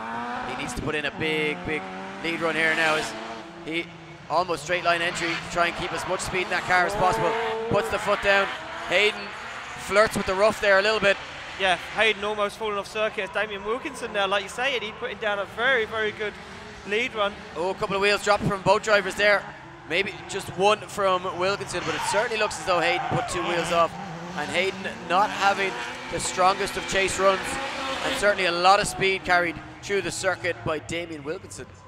Interesting one, Ian. Yeah, very interesting. Not a whole lot once again to separate the two, and a number of errors on both sides. I wonder what way the judges will be looking at this. They're still deliberating it. Yeah, like we say, it was a very, very hard battle to judge. Both drivers making mistakes, dropping wheels on clipping point 4, so not an easy one to call, Eddie. It does look like they have a decision. So as the scores drop in, who's going to take it to the Great 8? Will it be Philip Hayden or will it be Damien Wilkinson? Kieran Hines says Damien Wilkinson. David says Damien. So does Ben. It's unanimous. Damien Wilkinson gets the win and takes it through to the Great 8. Unfortunately, Philip Hayden out. Judges, a bit of an awkward one there. Yeah, the first run, Philip had a good line, good lead run in the first battle. Damien was, he didn't have a great chase now, to be fair. He didn't have proximity. He was also off the line, clip 2. He was well down off the bank. He also had a bit of a straight and just coming over the finish line. So it was advantage to Philip after the first run, 6-4. And on the second one, you saw there, like Philip had a big error coming out to clip 2. He grabs a bit of understeer and it takes him a long time before he can actually get back on angle again. So that was a big enough mistake there. He didn't have proximity. He did get it near the end or on the second hairpin, but it just wasn't enough. It was a big enough mistake. So it was 7-3 to Damien on the second one. So there we go. So there you have it. Damien Wilkinson moves on to the Grade 8. We move on to the other side of our bracket, which will see Ryan Caldwell taking on Jolene MacDonald. Could Jolene MacDonald continue? You know, she's just taken down Andy Sykes. Could she take down Ryan Caldwell? She's going to have to be at her best because Caldwell in this car, in this track, is very, very comfortable and very, very fast. It's not. But look at the aggression off the line from Jolene as she jumps the line, trying to get a run on Ryan Caldwell. Dives in door to door. Oh, what a big error from Caldwell. Yeah, but you know what I think it is, Ian, is there's a lot of rain after starting to fall, and I wonder did he just get a little bit caught out with the grip levels. But he seems to have come to terms with it, keeps that car on the track, just had to let it slide and come off the power a little bit. But Jolene keeping in this one, goes to the door as they come across the line. Teesside makes some noise for Ryan Caldwell and Jolene MacDonald. Really want to see a replay of this. Drops a wheel, does Ryan Caldwell, has to reinitiate high up on the bank. That completely messes up Jolene's initiation. So not sure how the judges are going to mark that one, Eddie, but Jolene gets back on the door after clipping point 4 and kind of stays with Ryan Caldwell all the way to the finishing line. And you know what, for me, it's not an unattainable task for Jolene MacDonald to beat Ryan Caldwell. Because she has the car, she's got the talent, that's for sure. Well, certainly not after what we're after seeing there now. Can she be quicker through that first corner? They'll know what the grip levels are like this time around. And they're off the start line, and it will be now Jolene to lead in Ryan Caldwell for a spot in the Grade 8. Yeah, Caldwell needs to go close here. He's going to know that. Look at this. It does. Look at the aggression from the young gun, Ryan Caldwell, as he goes door to door all the way around the bank. And this is looking really strong. But what about the lead line from Jolene as she just about manages to keep that car on track? Whoa, big aggression on the transition from Caldwell as they almost come together. Door to door through clipping point 6 and across the line. Teesside makes some noise for Jolene MacDonald and Ryan Caldwell. Yeah, and that is exactly why Ryan Caldwell is one of the rising and future stars of the sport. Just showing talent beyond his years. But you know what? You cannot say enough about Jolene's run there with all that aggression and all that pressure behind her. She put in a massive run, and you can just see Ryan Caldwell. You don't often see him getting out of the car. Quiet young man, and he is straight over saying, you know what, that was a really good run. Respect shown from both drivers. Do you know what, Eddie? I think Ryan Caldwell could be in trouble right now. That error on initiation, I think that could be a big problem right now for Ryan Caldwell. Give him a round of applause, ladies and gentlemen. Jolene McDonald and Ryan Caldwell, these guys putting it all on the line for your entertainment. Judges really going at it, Eddie. Do you know what? That error from Caldwell was huge. He completely, he dropped a wheel as well, so that's going to be deemed, you know, in his fault. You put up a good argument, Dean. I'm not going to disagree with you. You know, really, the arguments are definitely there for Jolene to go through here. You have to say Caldwell put in a really strong chase run, yeah, but however, amazing. Jolene put in a really good lead run, perfect, which allows that good chase run. And she also had that good proximity in her chase run, but, you know, but she just had to reinitiate at clipping point 2 because of the errors that Caldwell made. Listen, I'm not a judge. I'm just surmising here. I'm just putting it out there for everyone. Could this be the end of Ryan Caldwell's weekend, the top 16? Could we see the Drift Cup driver make it through to the Grade 8 in a first ever Pro-Am competition? Could we see neither of our top 2 qualifiers making it into the Grade 8? That would be insane. So judges really talking about this one. Eddie, you guys in attendance can't see, but these guys are trying to look at some replays. Yeah, and I think, yeah, the Samco Sport replay that the judges are looking for. Perfect initiation from Jolene McDonald. Nice and high on the bank. Very, very good run. Just missing a couple of clips we're noticing from Jolene. Drops a wheel there herself. So, you know, the errors are there on both sides. The argument has to be made. Could it be a one more time? I think very, very likely that it could go that way, because I don't think at the second clipping zone that Jolene was deep enough into it, with the exception of the error that Caldwell made. And you would have to look at it, you know, they came out onto a surface that they hadn't driven on. It was very wet, but it looks as though judges' decisions are in. Who's going through to the Grade 8? Will it be Jolene McDonald? Will it be Ryan Caldwell? Will it be a one more time? All 3 judges in favour of the one more time. We're going one more time. We got to go back to the judges, though. We need an explanation, because that was a close one. Yeah, okay, the first run, Ryan he catches on the steer between 1 and 2. Jolene, who had initiated behind him, got to a point where she actually had to back out of it and had an error there. That error was forced on her by the lead driver. And not only that then, but it kind of messes up her run from there right down to the first hairpin, to clip 3 and out to 4. So all of that, we blamed for the lead driver, blamed Ryan for that. And she's good proximity for the end. So taking that all into account, it was an 8-2 after the first run to her. The only thing is, in the next battle, Ryan has amazing proximity through the run. Having said that, she gave him a very good lead line through the first corner. So, I mean, he had great proximity. I think the nail in the coffin, which forces this to be a one more time for me, was Jolene left clip 3 early and kind of washed very, very wide and then out. And her line, if her lead line had been perfect all the way through, it would have been a 7-3 to Ryan, but not enough to overtake or overturn the run. But the fact that her line, she was offline a little bit, she lost the point there for that, which brought her back to an 8-2 to him. So it was very, very close, but we'd like to see them go one more time. So over the course of the 2 runs, you have to say enough there to give it a one more time, and Ryan Caldwell will breathe a sigh of relief, because he was certainly put up against him, but he still has to go 2 more runs with Jolene in order to try and get into that Grade 8. So this one isn't over yet.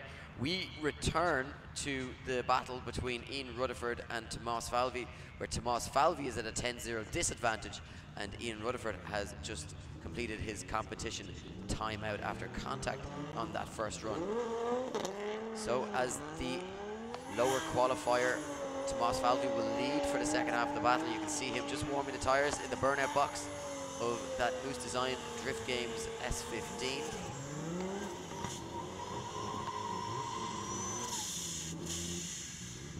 And Ian Rutherford moves into position. We are almost go. A place in the Grade 8 awaits the winner.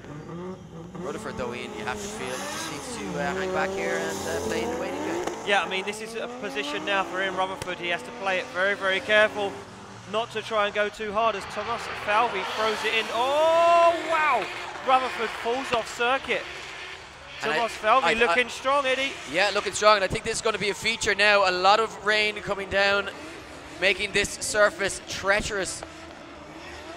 And with all that rubber that's been laid down throughout the day, this will make things very, very tricky for the drivers, just to, especially on their first run, coming out on track, coming into that first corner. Was there enough to overturn a 10-0 here? I'm not so sure, but certainly a huge error there from Ian Rutherford on entry. Yeah, a huge error for Rutherford, like you say, Eddie. But Tomas Falvey looking good, but just misses clipping point 3 as they come down off of that banked corner. The decision from the judges is in. Who's going to take it?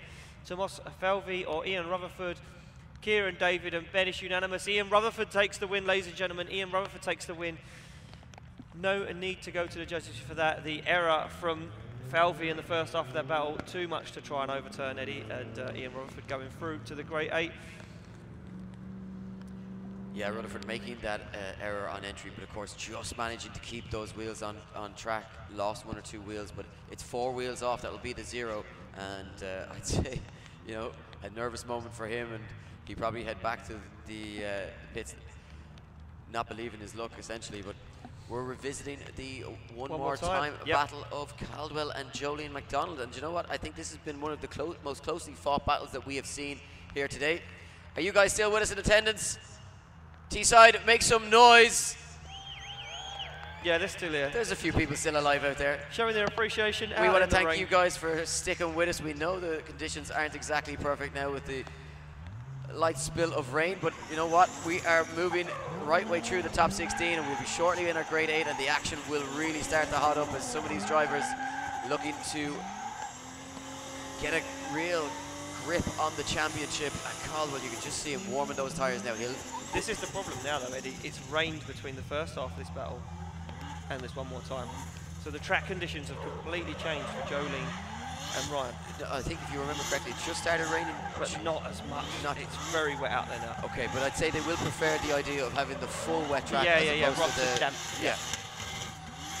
To be honest, I think the level that both these guys are at, they'll have learned enough about the surface conditions based on those first 2 runs that they did.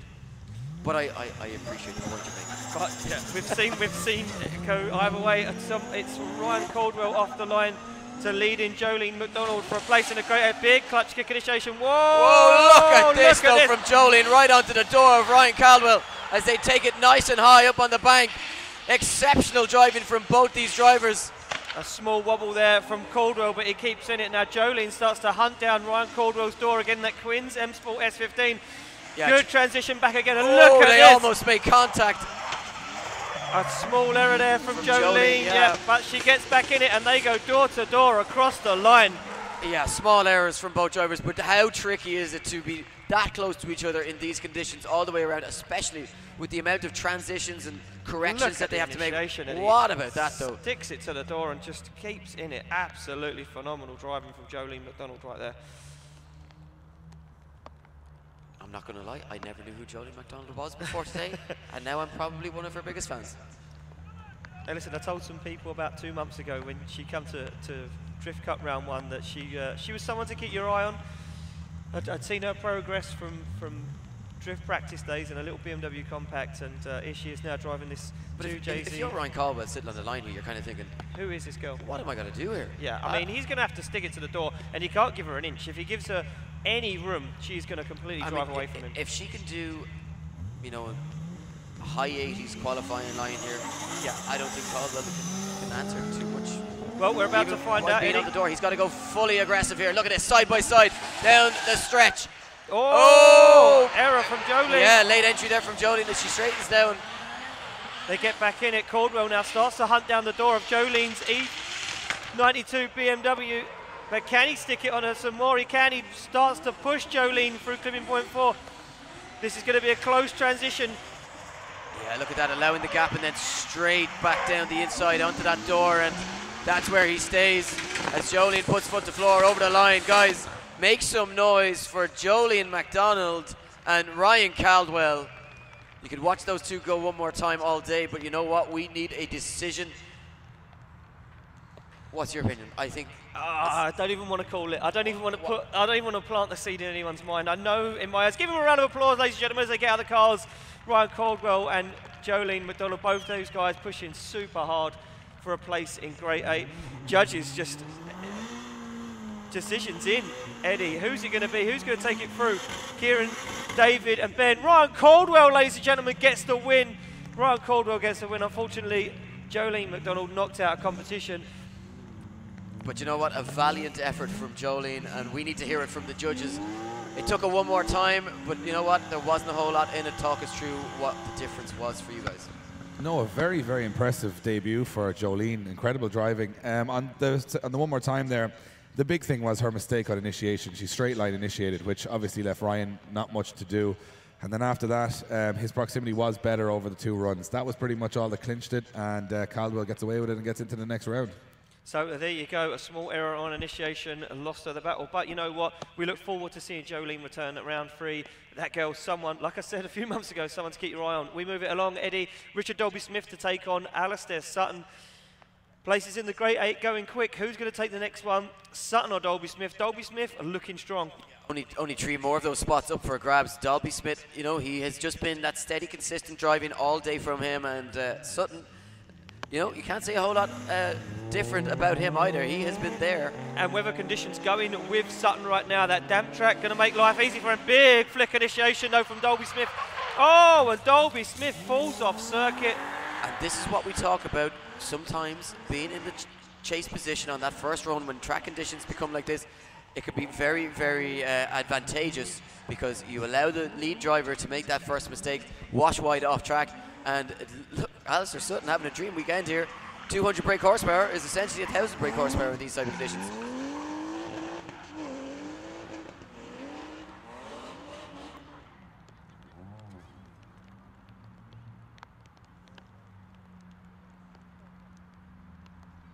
So, Eddie, it looks like while we get Richard Dolby-Smith unpacked from the gravel, that your mate has been out again in the pits. I don't know how you feel about it. I mean, yeah, earlier on today, he's been out doing some walking around, just having a chat and just... Yeah, look, I don't have a lot to say about him. He doesn't have a lot of nice things to say about me, so we'll leave it there. So it I'll looks try like... to be as professional as possible about it. So it looks like Nathan caught up with Webby earlier, Mark Webb. Nathan.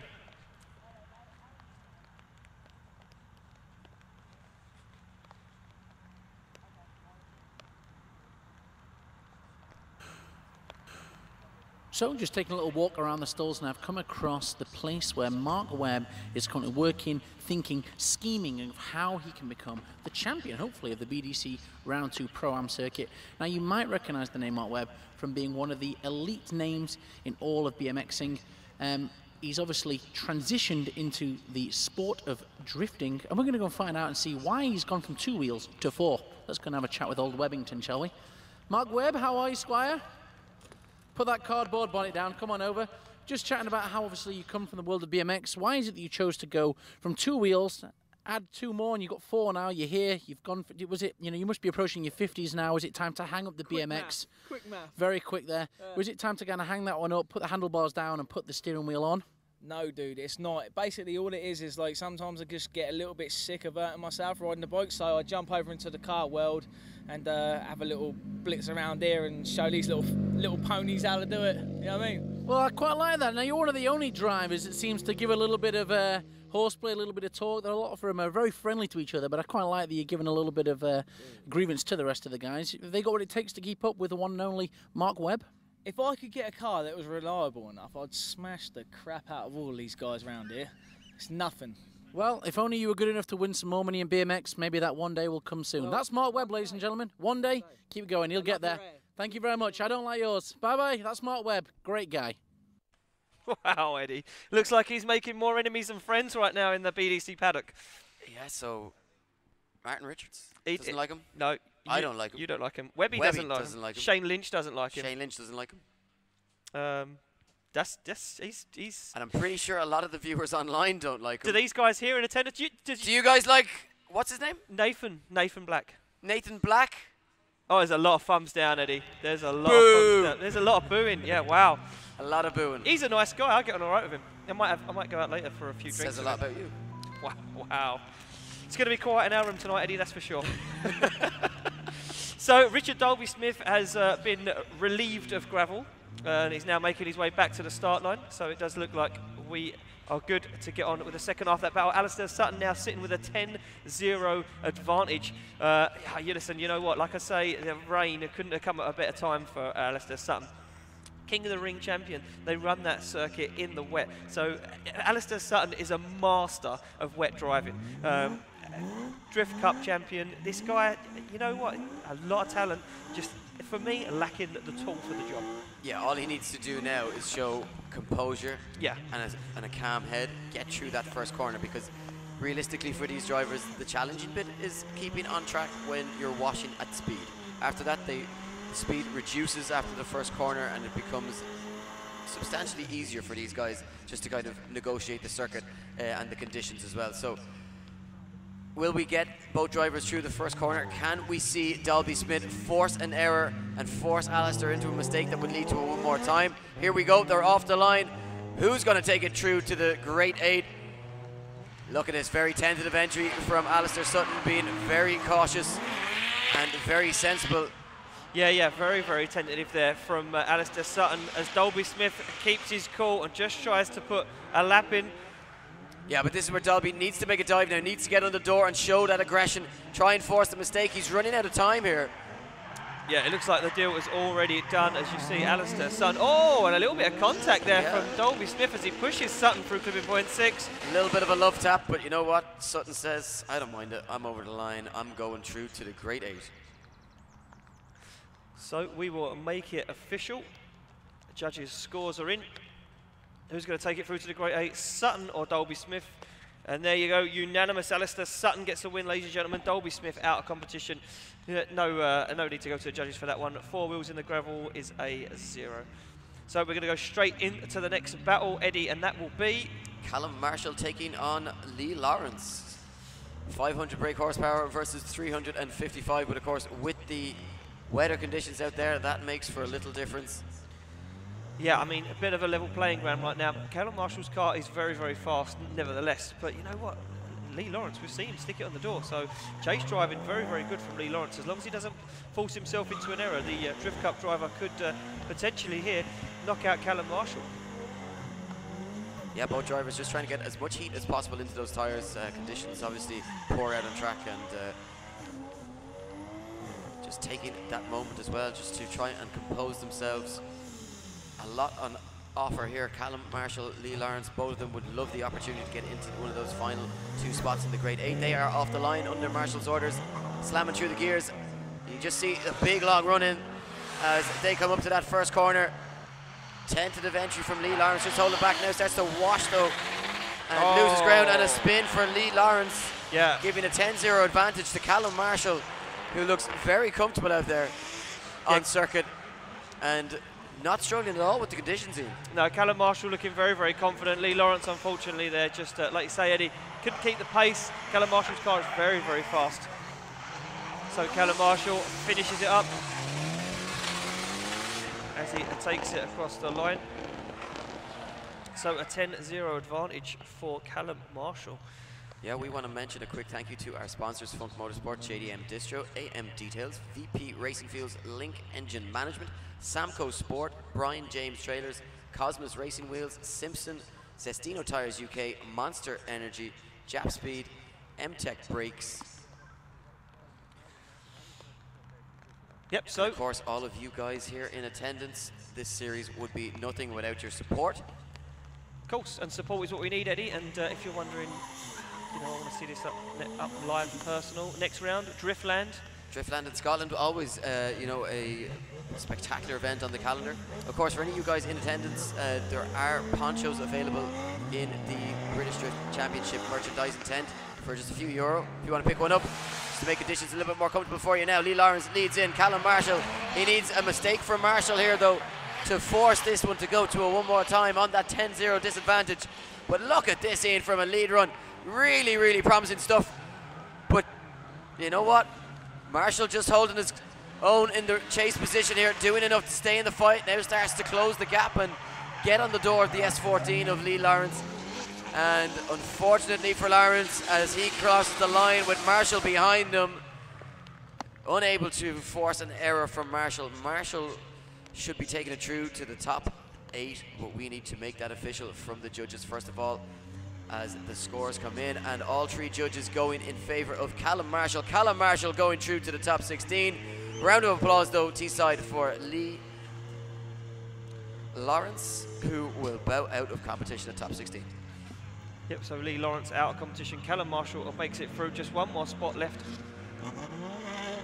And they are ready to go. It will be Lee Scott to take on Lewis Mitchell.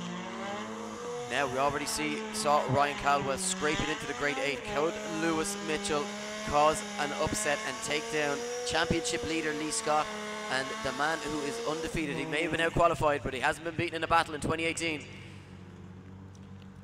Lee Scott gets, oh, no, are we seeing? No, just warming up his tyres. Just warming up his tyres. Just warming up his tyres. So yes, while Lewis Mitchell warms up his tyres, just quickly jump back. Yeah, 14th and 15th of July. Tickets go on sale Monday morning.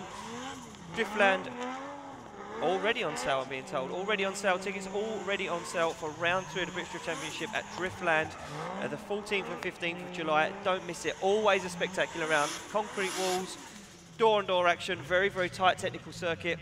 Always brings out the fun in everyone. So, and you know what? Every time I've been to Driftland, there's been sunshine. And now you've just wrecked it for everyone. Well done, Eddie. Thanks. Off the line, Lee Scott to lead in. Here Lewis we Mitchell. go. Who's going to be Lewis Mitchell chasing down Lee Scott? Can they get door to door? Look at this from Lee Scott, though. Such an expert in all conditions. Yeah. I mean, Mitchell behind him. Oh, both drivers taking it right out to the extremity of the circuit there. But, I mean, Mitchell maybe not able to carry as much speed through the circuit. Scott just floating through the course, looking so comfortable. Yeah, Lee Scott looks absolutely at home right now as he perfects that lead run. Yeah, takes it across the line, and no proximity really from Mitchell. And you have to say, I'd say the proximity could be what makes the difference here when all is said and done after the second half of this run. Yeah, I can only imagine that Lee Scott is going to get on the door and absolutely push Lewis Mitchell all the way around the circuit here at Teesside Autodrome, but we've seen a lot happen in the past. Yeah, you just never know. With the conditions, obviously not as easy to get right on the door and maintain that all the way around. Struggling to put the grip down, but you know, Lee obviously has to negotiate then potentially slower car going into that first corner. So will we see him hold back and then hope to gain that proximity, or will we just see out-and-out aggression off the line? We're about to find out as Mitchell leads in Scott. One final place in the Grade 8 remains. Who's it going to go to? Look at the aggression from Lee Scott. Big initiation from Lewis Mitchell, though just about holds onto it. Washes up nice and high on the circuit. Lee Scott pedaling that RB25 powered E46 door to door. Both drivers, though. The proximity from Scott, the lead line from Mitchell. Lewis Mitchell on an absolutely phenomenal lead line, and Lee Scott door to door in brilliant transition as they come round the final hairpin. Look at Lee Scott wheel on wheel as they come through clipping point 6. Teesside, give him a round of applause. Lee Scott and Lewis Mitchell, what a battle. These weather conditions could be exactly what Lee Scott needs right now, because if he has no tyres ever, so exactly. But also, if his car was suffering some mechanical problems earlier on with shafts and different things going on the car, the rain will make everything a lot lighter on it. And look at that. Scores coming in. Kieran, David and Ben all going in favour of Lee Scott. Guys, put your hands together for Lee Scott and Lewis Mitchell. Lee Scott goes through to the Grade 8. We have our Grade 8 in, and just looking at some of the battles, it is a big one. Yeah, I mean, and the changing weather conditions now make this a complete level playing field for power and grip. So going into Grade 8 is going to be exciting, and we keep it going. Hayden Cruikshank now to take on Damien Wilkinson. Hayden Cruikshank, the higher qualifier to lead. Hasn't driven in these weather conditions yet, Eddie, so not sure how this one's going to play out, but these guys experienced enough to know their car setups. Yeah, I think Damien Wilkinson's spotters will probably be on the radio to him saying, you know what, just hold back a little bit. No need to be too aggressive into that first corner. See if he makes a mistake. You can gain back the proximity. But look at this big weight transfer from Hayden Cruikshank. Yeah, huge transfer, but look at this. Oh, Hayden. And yeah, I mean. Now there's a difficult one for the judges to determine who. Oh, and a complete spin there from Cruikshank. And I think that might decide it, because it looked as though both drivers getting at least 2 if not 3 wheels off the track, just about managing to keep it going, but then Hayden making that big error there and shutting down completely. Just see just how difficult it is out there, and yeah, not ideal circumstances for our drivers out on track right now. No, changing weather conditions. Big, fast initiation, and that's a big, heavy car for Hayden Cruikshank to be throwing in that fast. I mean, personally, it was very courageous of him, but he wasn't going to pull it off ever. And then, yeah, another spin again as he starts to exit the bank. Damien Wilkinson looking very, very cool out there. And what did I say earlier, Eddie? Damien Wilkinson, qualified 32nd, now possibly looking at a place in top 4. Yeah, huge. And I mean, it just goes to show you can never count someone out. You can never, ever. Spoke to him very briefly earlier on. He had a look of, you know, a man that just had no real confidence in himself, wasn't happy with how the morning had gone for him, and then all of a sudden, you know. He finds himself in the Grade 8, yeah, battling with an advantage. So we move it along.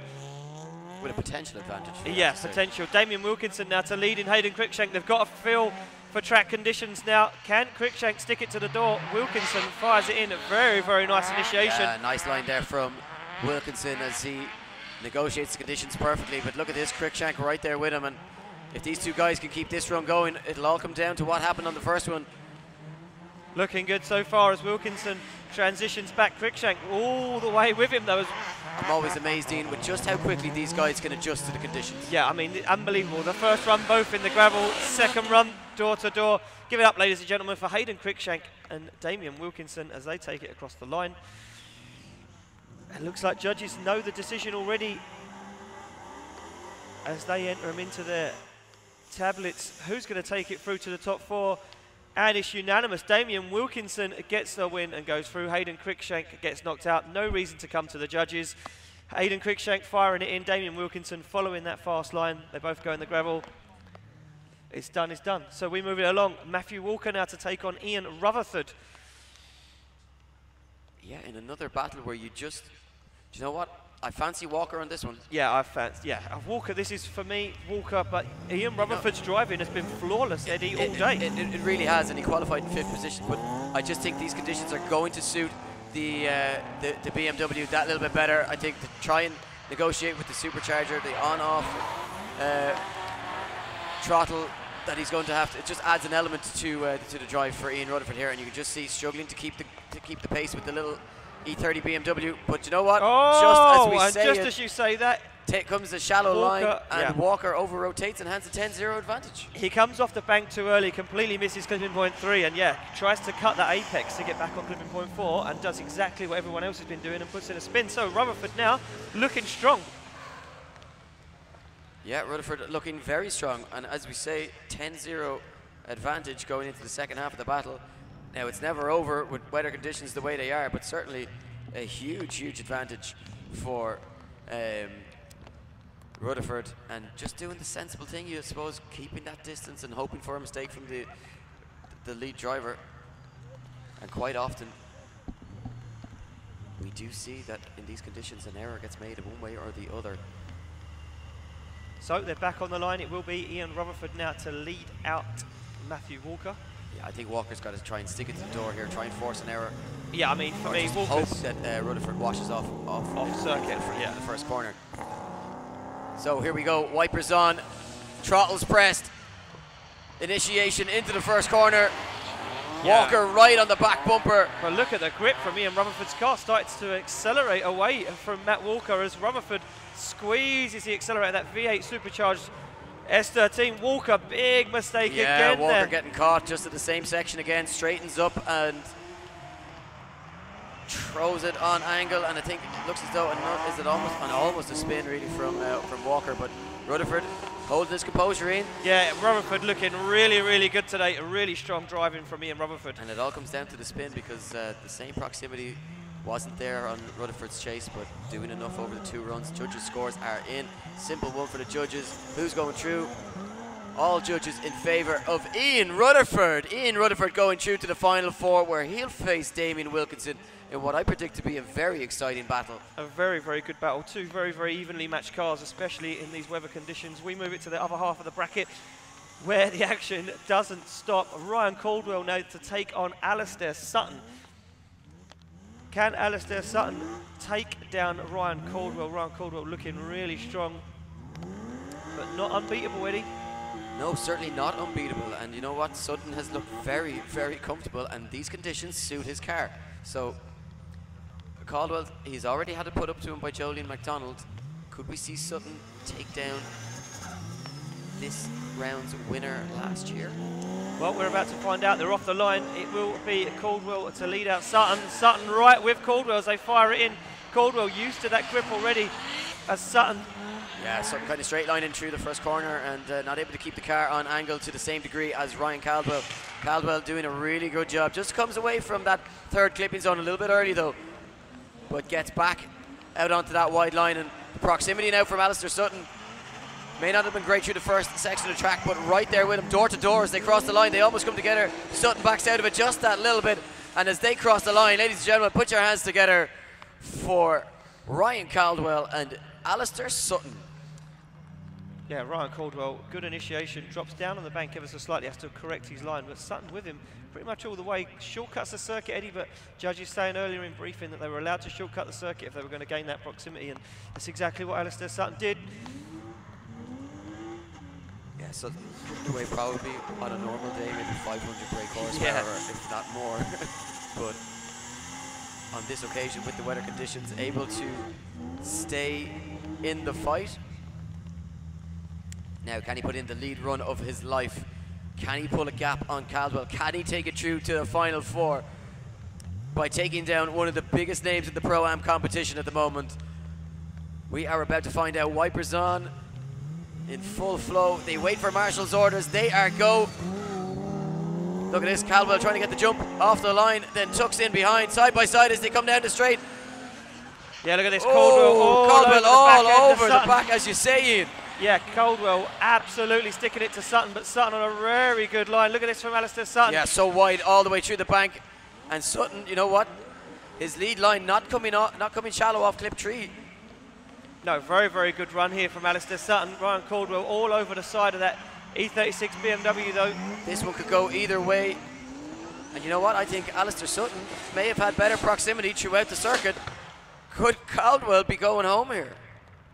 Could Ryan Caldwell be bowing out at grade 8? Could he be going down to a man in a 200 brake horsepower BMW who has just been on an absolute mission all day? Judges still discussing this one, in my opinion. Yeah, I'm not sure. I'm completely not sure. I don't know what way the judges are going to go on this one. Both guys had good proximity in both leads. Who's going to take it, Sutton or Caldwell? Kieran says Caldwell, David says Caldwell, Ben says Caldwell. It's unanimous. Ryan Caldwell gets the win. Unfortunately, Alistair Sutton bows out of competition. Judges, we come back to you for a quick decision. Yeah, so first run, we sort of called it a 5-5 even. Caldwell misses clip 4. He's slow at the last hairpin, but other than that, he's fast and fluid. Sutton, for us, he's absolutely no angle whatsoever. He's literally almost straight on the bank, trying to stay with Caldwell. It's not what we wanted. Switching into the next run, Caldwell has a much better chase. It's much cleaner, it's much faster, and it's much more aggressive. But still, Sutton does a good job in the lead. So it's a 6-4 advantage on the second run to Caldwell. So a narrow victory for Caldwell over the 2 runs. So there you go, Ryan Caldwell looking strong. Looking strong, and yeah, it goes back to you know what happened on that first run. But we got to move it along to Callum Marshall, Lee Scott. The final spot in the final 4 remains. Will it be Scott? Will it be Marshall? Could we see a repeat of last week's final with Scott going against Caldwell? Well, you know what? Scott's got to overcome Marshall first. And Marshall has looked like a very strong driver. Marshall's the higher qualifier. Here we go into the first corner, bumper to bumper down the stretch. Wow. Oh, wheels dropped here. Oh! Wow. Almost contact. Yeah, almost contact. Scott having to back out of that one massively, and I think the judges will be handing a 10-0 advantage to Lee Scott there, Ian. Yeah, I mean, yeah, Callum Marshall just comes in too hot, sends it in, washes way off track. Yeah, washing it wide, but these two drivers just keep it in it and finish the run nonetheless. As we go to, for those of you watching at home, you can see the Samco Sport replay. You can just see Marshall just washing up wide, drops a couple of wheels, almost makes contact. Scott has to bow out of it, straightens up. Both drivers then straight for a period. And yeah, end of the run, I think, after the first corner for me. Yeah, exactly. Yeah, Callum Marshall pretty much sealed the deal there and threw it away in the first half of the battle. Lee Scott doing a good job to avoid contact, but it's not over yet. Can we swap them around and see what happens? Can Callum Marshall force Lee Scott into an error? But the thing about it is, Ian, you just never know in tricky conditions like this. You just never know in general in drifting. One small thing could just go wrong and that's it. And it doesn't even have to be a driver error, mechanical problems, anything like that, and everything can be turned on its head in a matter of seconds. Here we go, Scott to lead in Marshall for the final time. Look at the initiation from Lee Scott, absolutely fires that car in. Callum Marshall sticking it to him though, starts to rein him in. But Scott just needs to make a clean pass to the circuit here and he'll be going through to that final 4. And Scott looking ever confident despite the weather conditions and nailing that outer line. And you know what, you can't deny Marshall the big run that he's put in. Tried everything he could to try to force an error in, but it just wasn't in the locker. And it looks as though Lee Scott will be taking a position in the final 4 where he will go up against Ryan Caldwell. We got to go to the judges to make it official. Those scores drop in. Who's going through? Kieran, David, and Ben, all in favour of Lee Scott. Lee Scott's going through, but guys, give a round of applause to Callum Marshall. A valiant effort from him. We go back to the judges very briefly, all happening on the first run for that one. Yeah, that's right, Eddie. Callum Marshall initiated had a bit of an error against clips 1 and 2, which caused Lee to be offline. Scott had nowhere to go from them onwards, and then a massive straight and nearly all wheels off on towards clip 4, obviously giving the advantage in the win to Lee Scott. So there you go, Lee Scott getting the win and advancing through into the top 4. It's almost time for a final. But first up, we need to get some drivers into that final. The first battle we will see will be Damien Wilkinson to take on Ian Rutherford. Eddie's doing some predictions. Yeah, just, you know, seeing what way it could go. I think this is going to be very interesting, though. I think you have two, on both sides, you have, you know, two evenly matched drivers, Caldwell coming up against Scott.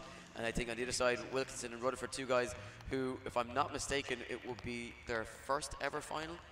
Would that be right for Rutherford? I'm pretty sure. In Pro-Am, so you know, against two guys that are very used to being on podiums. Yeah, I mean, so it's a magnificent opportunity for either Wilkinson or Rutherford. Both of them are going to have 2 shots at the podium, one way or another. Or sorry, one of them's going to have 2 shots. They have 2 shots at the podium. Yeah, so I mean, it could go either way, and very, very good final 4, like you say, Eddie, and some hard-fought battles coming up. As you can just see, Michael Leeson there, just getting in on the action on the live feed. And so don't forget, tickets on sale now, right now, for round three. But don't forget merchandise, Eddie. Yes, you can see beautifully, if you're watching at home, beautifully modelled by Josh Holdsworth, our videographer. Beautifully. Log on to www.driftgames.live to check out the full Drift Games merchandise range. Of course, if you are here in attendance and you're coming here, planning on coming here tomorrow, you could just head over to the BDC merchandise tent, where Jess and the guys will look after you. They'll fit you out. Obviously, stay away from extra small and extra large, and we'll be happy enough because myself and Ian are going to be purchasing all of those later on this afternoon. So on the line, you can see Ian Rutherford waiting for Damien Wilkinson, who is called a 5-minute rule, and we are waiting to hear if there is a reason for this and what the reason is.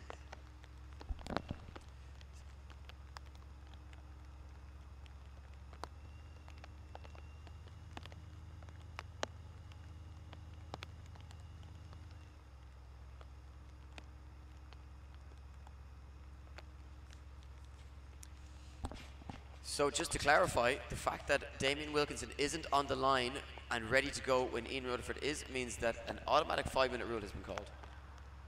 Okay, so Eddie, I mean, I know you don't like him, but he's been employed and we have to get him to earn his... Just get on with it. Listen, we've got to make him earn his bread. Like, at the end of the day, he can't just come here and think he's... Like, he had us on Instagram story saying that he deserves to be up here. I mean, I can't see that, personally. But apparently, he is down in the pits live right now with Matt and Dwayne. I think he's going to have a chat with Matt first, I do believe.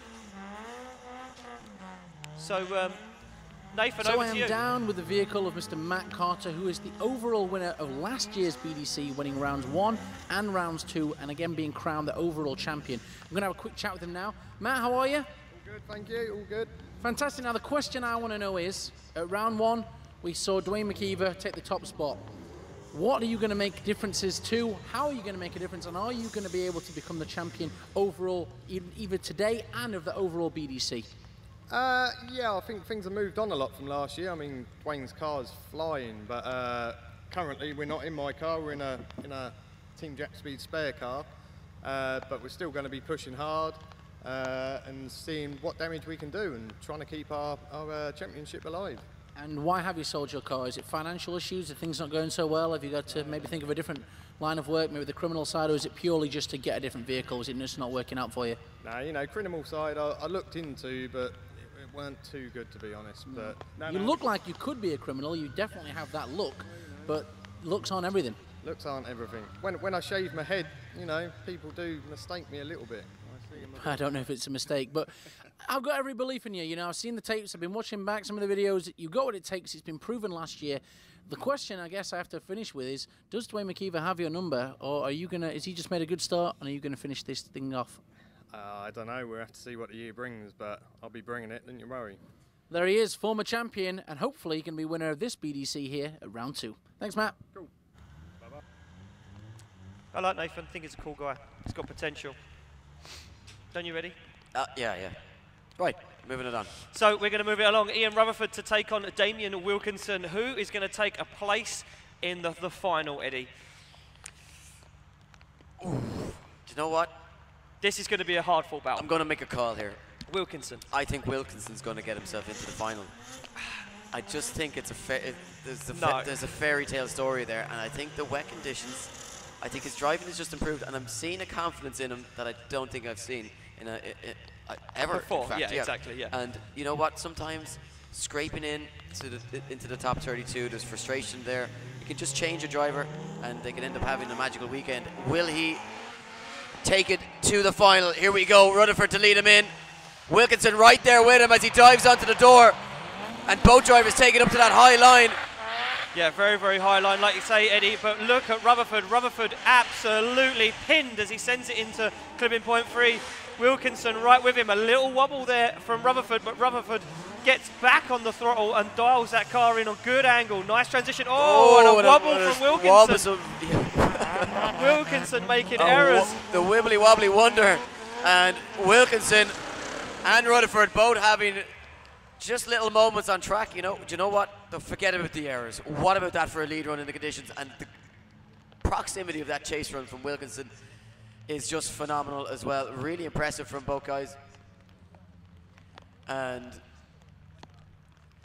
yeah, I mean, they take it across the line. I think this one, you know, this is where it gets really tricky, because it's so tight, and to maintain this proximity in those conditions is very difficult. And you see there, you know, that slight straighten from Wilkinson as he goes to try and transition back. He obviously was so close to Rutherford that he had to back off and then try and shoot back down onto the door. We switch it around the second half of this battle. It hangs in the balance. Who is going to go through? Wilkinson needs to replicate that strong lead run that Rutherford put down. Rutherford needs to replicate the proximity. Look at this, jumps off the line. Will this catch him out though? As Wilkinson makes that weight transfer, flicks it into the first corner. Whoa, big initiation from Wilkinson as he fires that car in. A big separation. Yeah, Rutherford can't stick with him, Eddie. No, loses a lot of ground. Oh, but a wheel dropped from Wilkinson.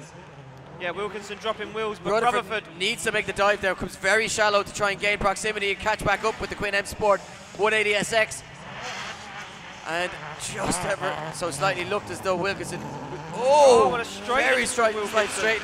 These guys battling the elements here at round 2 in Teesside.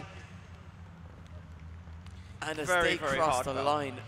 Yeah, I mean, a very, very hard-fought battle there. Those guys putting it all on the line out there for you at home, watching and here in attendance at Teesside Autodrome. Rain absolutely beating down, but the decision is in. Who's going to take it to the final? Slide them left for Wilkinson, right for Rutherford. Kieran, David, Ben is unanimous. Damien Wilkinson takes it to the final, ladies and gentlemen. Give him a round of applause. That's not the end of the weekend yet for Ian Rutherford. We will see him again for 3rd and 4th place playoff. We go to the judges quickly for a breakdown on that one. Yeah, so in the first run, I had a sizable advantage to Wilkinson for his proximity, but he makes a big error coming into the second hairpin and straightens out. On the second run, Wilkinson drops a wheel, but Rutherford has a huge understeer from tip 1 to 2, and absolutely no proximity for the rest of the runs. So Wilkinson gets it over the 2 runs. So there you go, no proximity and an understeer from Rutherford, meaning Wilkinson gets the win. We move it along to the next battle, a battle we've seen this time and time again already this year. Ryan Caldwell to take on Lee Scott, Eddie. Yeah, potential for redemption here. Caldwell coming up against Scott. Both drivers have been really pushed this weekend in a manner that we haven't really seen before, particularly Caldwell going through some, he's really battle hardened this weekend. But look at this from Scott, sheer aggression, straight onto the door, right where he's most comfortable, and hoping to just keep it pinned the whole way around the circuit. But Caldwell allowing that perfect chase by putting down a really solid lead line here. Yes. And these drivers, both, I mean, it might as well be bone dry out there because they are just fully lit all the way around the circuit. Yeah, door to door, wheel to wheel as they come across the finishing line. Ryan Caldwell and Lee Scott putting on a show right now for you guys. Teesside, make some noise. You won't see battle action like that anywhere in the world in these type of conditions. 2 young guns of the sport and 2 future stars putting it all on the line, all for your entertainment. And you know what? Just absolutely wowing us here. Yeah, unbelievable driving. Look at this from Lee Scott, sticking it to the door of Caldwell's car. But like you say, Eddie, Caldwell having to lay down that perfect lead line, giving Lee Scott the opportunity to get door on door.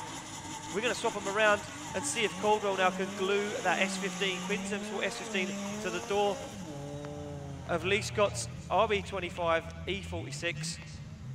This could go one way or another. Judges glued to the monitor, they are off the line. It will be Lee Scott to lead in Ryan Caldwell for a spot in the final against Damien Wilkinson. And look at Lee Scott hammer down.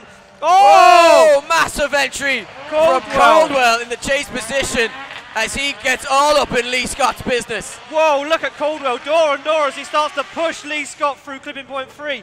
A little bit of separation now as Lee Scott jumps back on the accelerator, but Caldwell gets back in it and starts to push again. Yeah, I think Lee Scott jumped off the line there, didn't jump off that third clipping zone and shallowed up a little bit, ever so slightly, but enough to gain an advantage. But look at Caldwell, hands out the window from Lee Scott. Ladies and gentlemen, make some noise.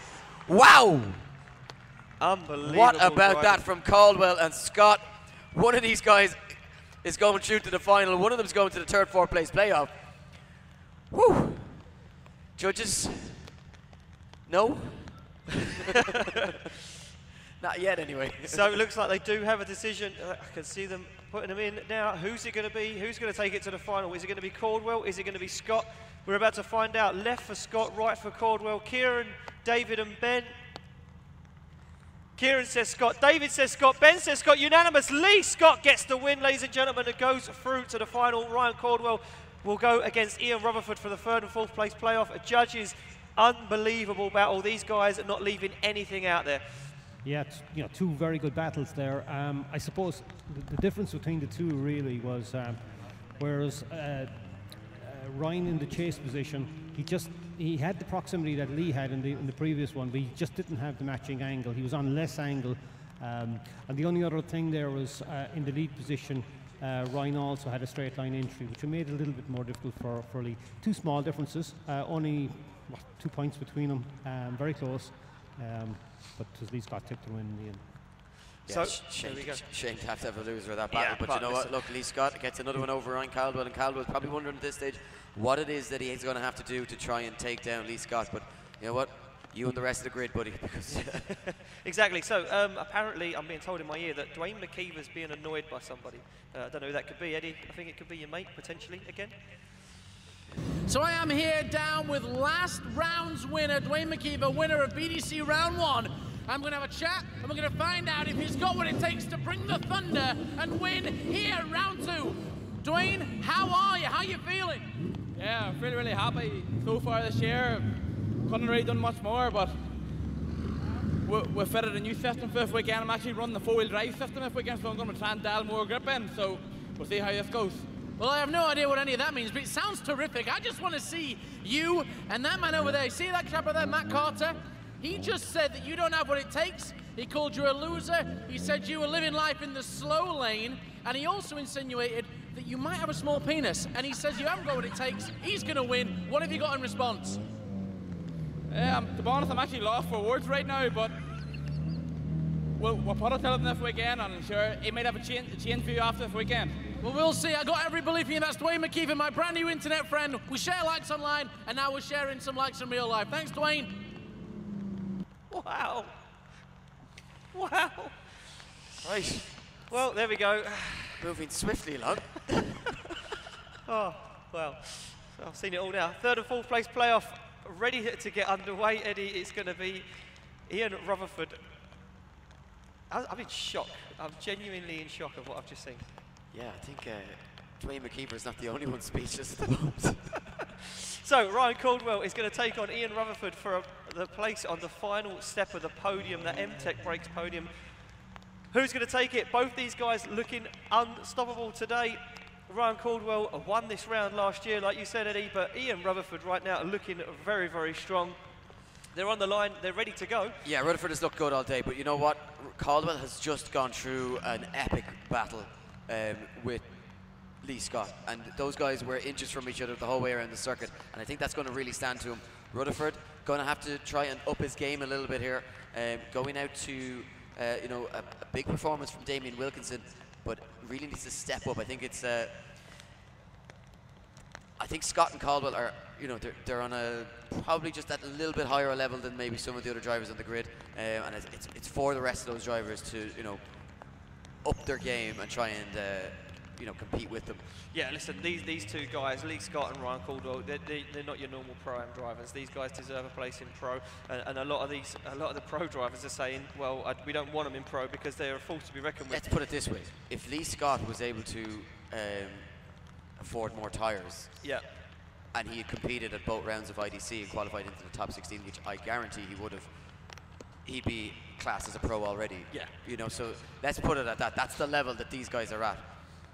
So it looks like we have those guys down there ready to go. You can just see our start line Marshall Malks trying to call Ian Rutherford and Ryan Caldwell forward. And of course, even with the rainy and wet conditions, these guys still feeling the heat inside the cockpit of these vehicles as Caldwell moves to the line. Yeah, Ryan Caldwell moves to the line first. Followed by Ian Rutherford, and it looks as though we are almost ready for our third and fourth place playoff battle. Who is going to get that final step on the podium? Will it be Rutherford? Will it be Caldwell? So unfortunate that one of these drivers has to go home without a trophy, but the big reward for both of them is that they will be in the main event tomorrow. Yeah, they're in the big show tomorrow, Eddie, with the pros. Like we say, it starts at 11:30 tomorrow, live here at Teesside Autodrome. But first of all, who's going to take that last step on the podium? Ryan Caldwell to lead in Ian Rutherford for the last step on the podium. Yeah, Caldwell getting right on that high line straight away from the off here, and Rutherford just doesn't seem to have the grip, but you know what? Putting in a really solid line of his own. If he can just close this down now a little bit when it gets that much tighter and slower and get on the door, give the judges something to think about here. But as of yet, no answer for the Quinn M Sport S15 driver, and Caldwell looking very, very steady out there at the moment, Ian. Yeah, Ryan Caldwell looking absolutely settled out there. Ian Rutherford just not bringing the fight. For me, it was from the initiation. Caldwell threw in a big opposite flick, jumped on the power and got that grip in that car and just absolutely drove away from Rutherford, and from there on out, Rutherford just couldn't get it back. Did a good thing, you know, didn't really sacrifice too much line to gain proximity, but just couldn't match the pace of that Quinn's M Sport S15. What's more, Ian, as well, is that we have just seen how Caldwell can fare in the chase position in these conditions, and it's pretty flawless. So you have to feel Rutherford is going to be up against it here, unless there is a big error in the chase position. Here we go, off the line they come. One of them's going to the podium. Yeah, who's it going to be? Ryan Caldwell now to chase down Ian Rutherford for a place on the podium. Look at this side by side, Ian, as they come down the stretch, and Caldwell tucks in, goes straight to the door. Oh, almost made contact. Do they maybe even make contact? Yeah, Caldwell pushing Ian Rutherford through clipping point 2 there, Eddie, and now he starts to make an attack again as they come through 3. Flames from Rutherford's car as Ryan Caldwell pushes Ian Rutherford around the first hairpin, door to door. Oh, bumper to bumper as they transition for the final time in. What about this sheer aggression from Caldwell as he does everything in his power to push Rutherford around the track. Teesside, show your appreciation because I know you enjoyed that one. Wow.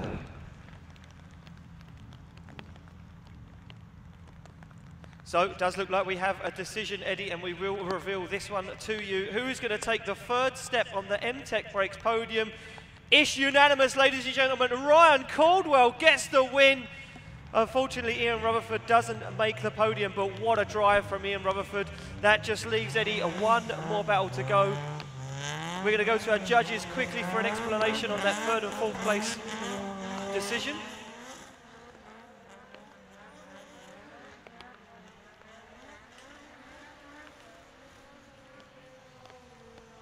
Yeah, I think, to be honest with you, it's a fairly obvious decision from us there. Ian Rutherford, he was right to be tame. He was tame on his first run just to not let the conditions get the best of him. But Ryan Caldwell is driving in the wet like he's driving in the dry. I mean, to have that confidence to put a chase run in like that with conditions the way they are, you're always going to take the win, and that's pretty much a perfect chase run from Ryan Caldwell. So there you go, Ryan Caldwell putting in the perfect chase, taking the win, taking the third step on the M-Tech Brakes podium. So Eddie, one more battle to go.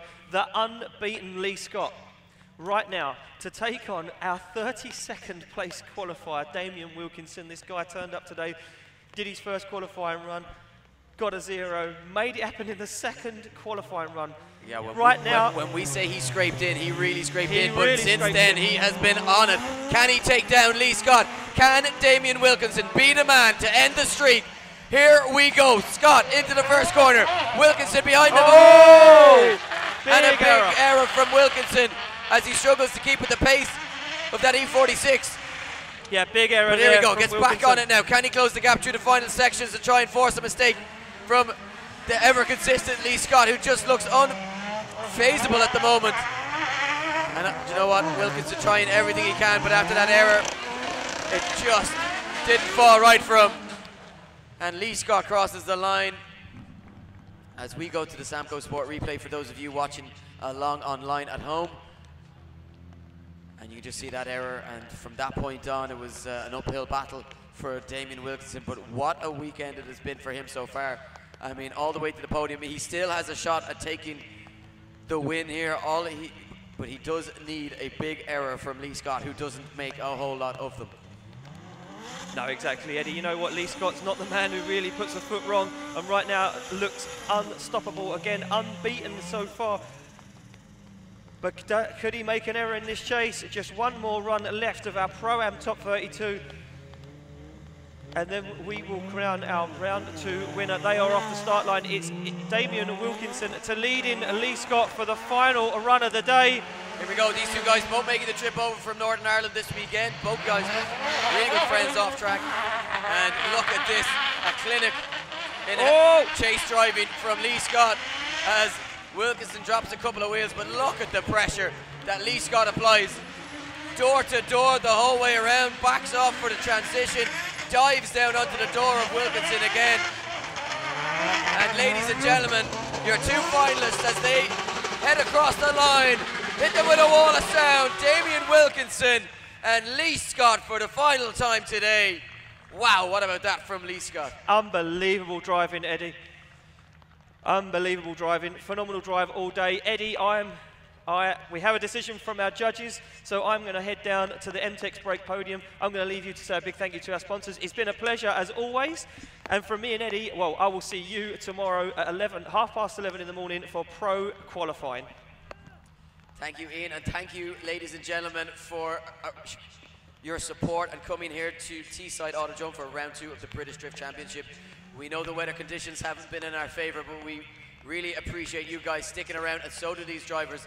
We would ask that you just stay for a few more minutes. You're not going to get any more wet by hanging around for the podium celebrations, where we will announce first, second, third, and of course 4th place finishers this weekend. All 4 of these drivers will be back tomorrow for the pro main event, which kicks off at 11:30. We will be live online. We want to say a quick word to all of our sponsors here this weekend: Funk Motorsport, JDM Distro, AM Details, VP Racing Fuels, Link Engine Management, Samco Sport, Brian James Trailers, Cosmos Racing Wheels, Simpson, Zestino Tires UK, Monster Energy, Jap Speed, M-Tech Brakes, and of course, without any of their help, none of this would be possible. As we say, we're back tomorrow morning at 11:30 for the pro competition. Dwayne McKeever, unbeaten in Ireland and England this season, looking to go 2 for 2 in BDC this year. And for those of you who have tickets, get down nice and early. Practice will start at 9 a.m. in the morning, and those pro drivers have been out already on this circuit. We're hoping for some blue skies, and with that, some big runs. So with that, I'm going to hand over for the final time for the podium ceremony to Ian, and we will see you guys tomorrow. Thank you, Eddie. So I'm down here on the podium with the guys. Before we do our trophy presentation, just want everybody here at Teesside to give these guys a round of applause. What a drive in challenging weather conditions. 1, 2, 1, 2. Hello, 1, 2, 1, 2. Hello, Teesside. Can you hear me? Can you hear me? Can you hear me? Anyone hear me? Live feed must be able to hear me. You guys at home can hear me? So yeah, before we do our trophy presentation, just want to say thank you to all of our sponsors, like Eddie said, and thank you to all of our crowd here at Teesside Autodrome for coming out in this challenging weather conditions, and to our drivers and track staff. But that just leaves our podium to do. And I'm not sure, yeah, here we go. We got our PA back. So guys here at Teesside, give these guys a round of applause. What a drive. Unbelievable. But just 3 places on the podium. Taking the 3rd step on the MTech Brakes podium is Ryan Caldwell, ladies and gentlemen.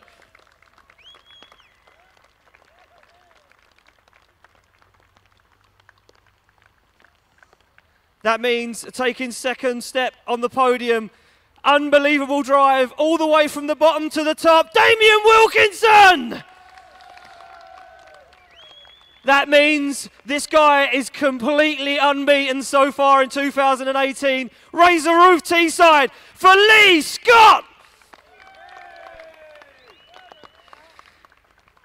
Teesside Autodrome, everybody on the live feed, from me, Eddie, Dave and the judges in the tower. We'll see you tomorrow at 11:30 for pro qualifying. Don't miss it. It's going to be something unbelievable.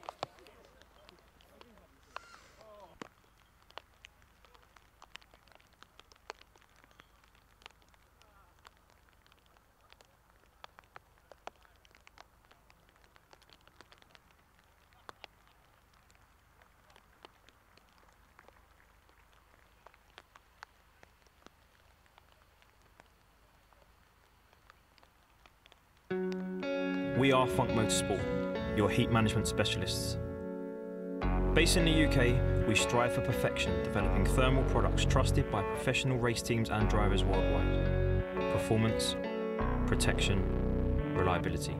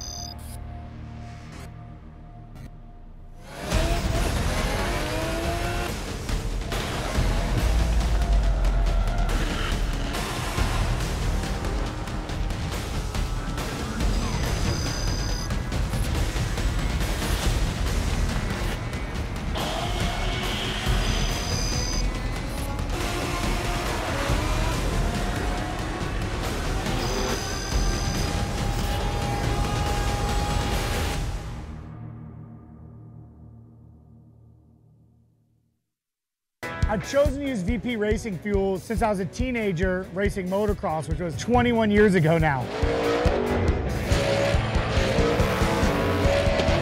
I've been using VP Racing fuel for years, basically ever since I built my first race car, and you want to get that consistent fuel, it was VP through and through. Absolutely, right from the beginning. That's the brand. Yeah, I've been using VP probably since I was 10 years old racing dirt bikes. There's so many different VP Racing fuels to choose from. One of the best go-tos is definitely C16. So we use C16 in our Formula Drift cars. I run C16 in all my cars, outside of this one here. The 2 race cars here at the track, we run the C85. And my supercharged Coyote-powered Mustang that's over in Europe, we use MS109. And a Ferrari car, I actually run MS109. VP has been making racing fuel for 43 years. They're the official fuel of multiple top series globally. No matter where we are in the world, no matter what fuel we need, it's always consistent, it's always perfect and exactly what we're expecting and our tuners expecting. They support myself, my Drift Alliance bros, and for that, I'm extremely thankful. Keep making amazing fuels, and we'll keep out there having fun.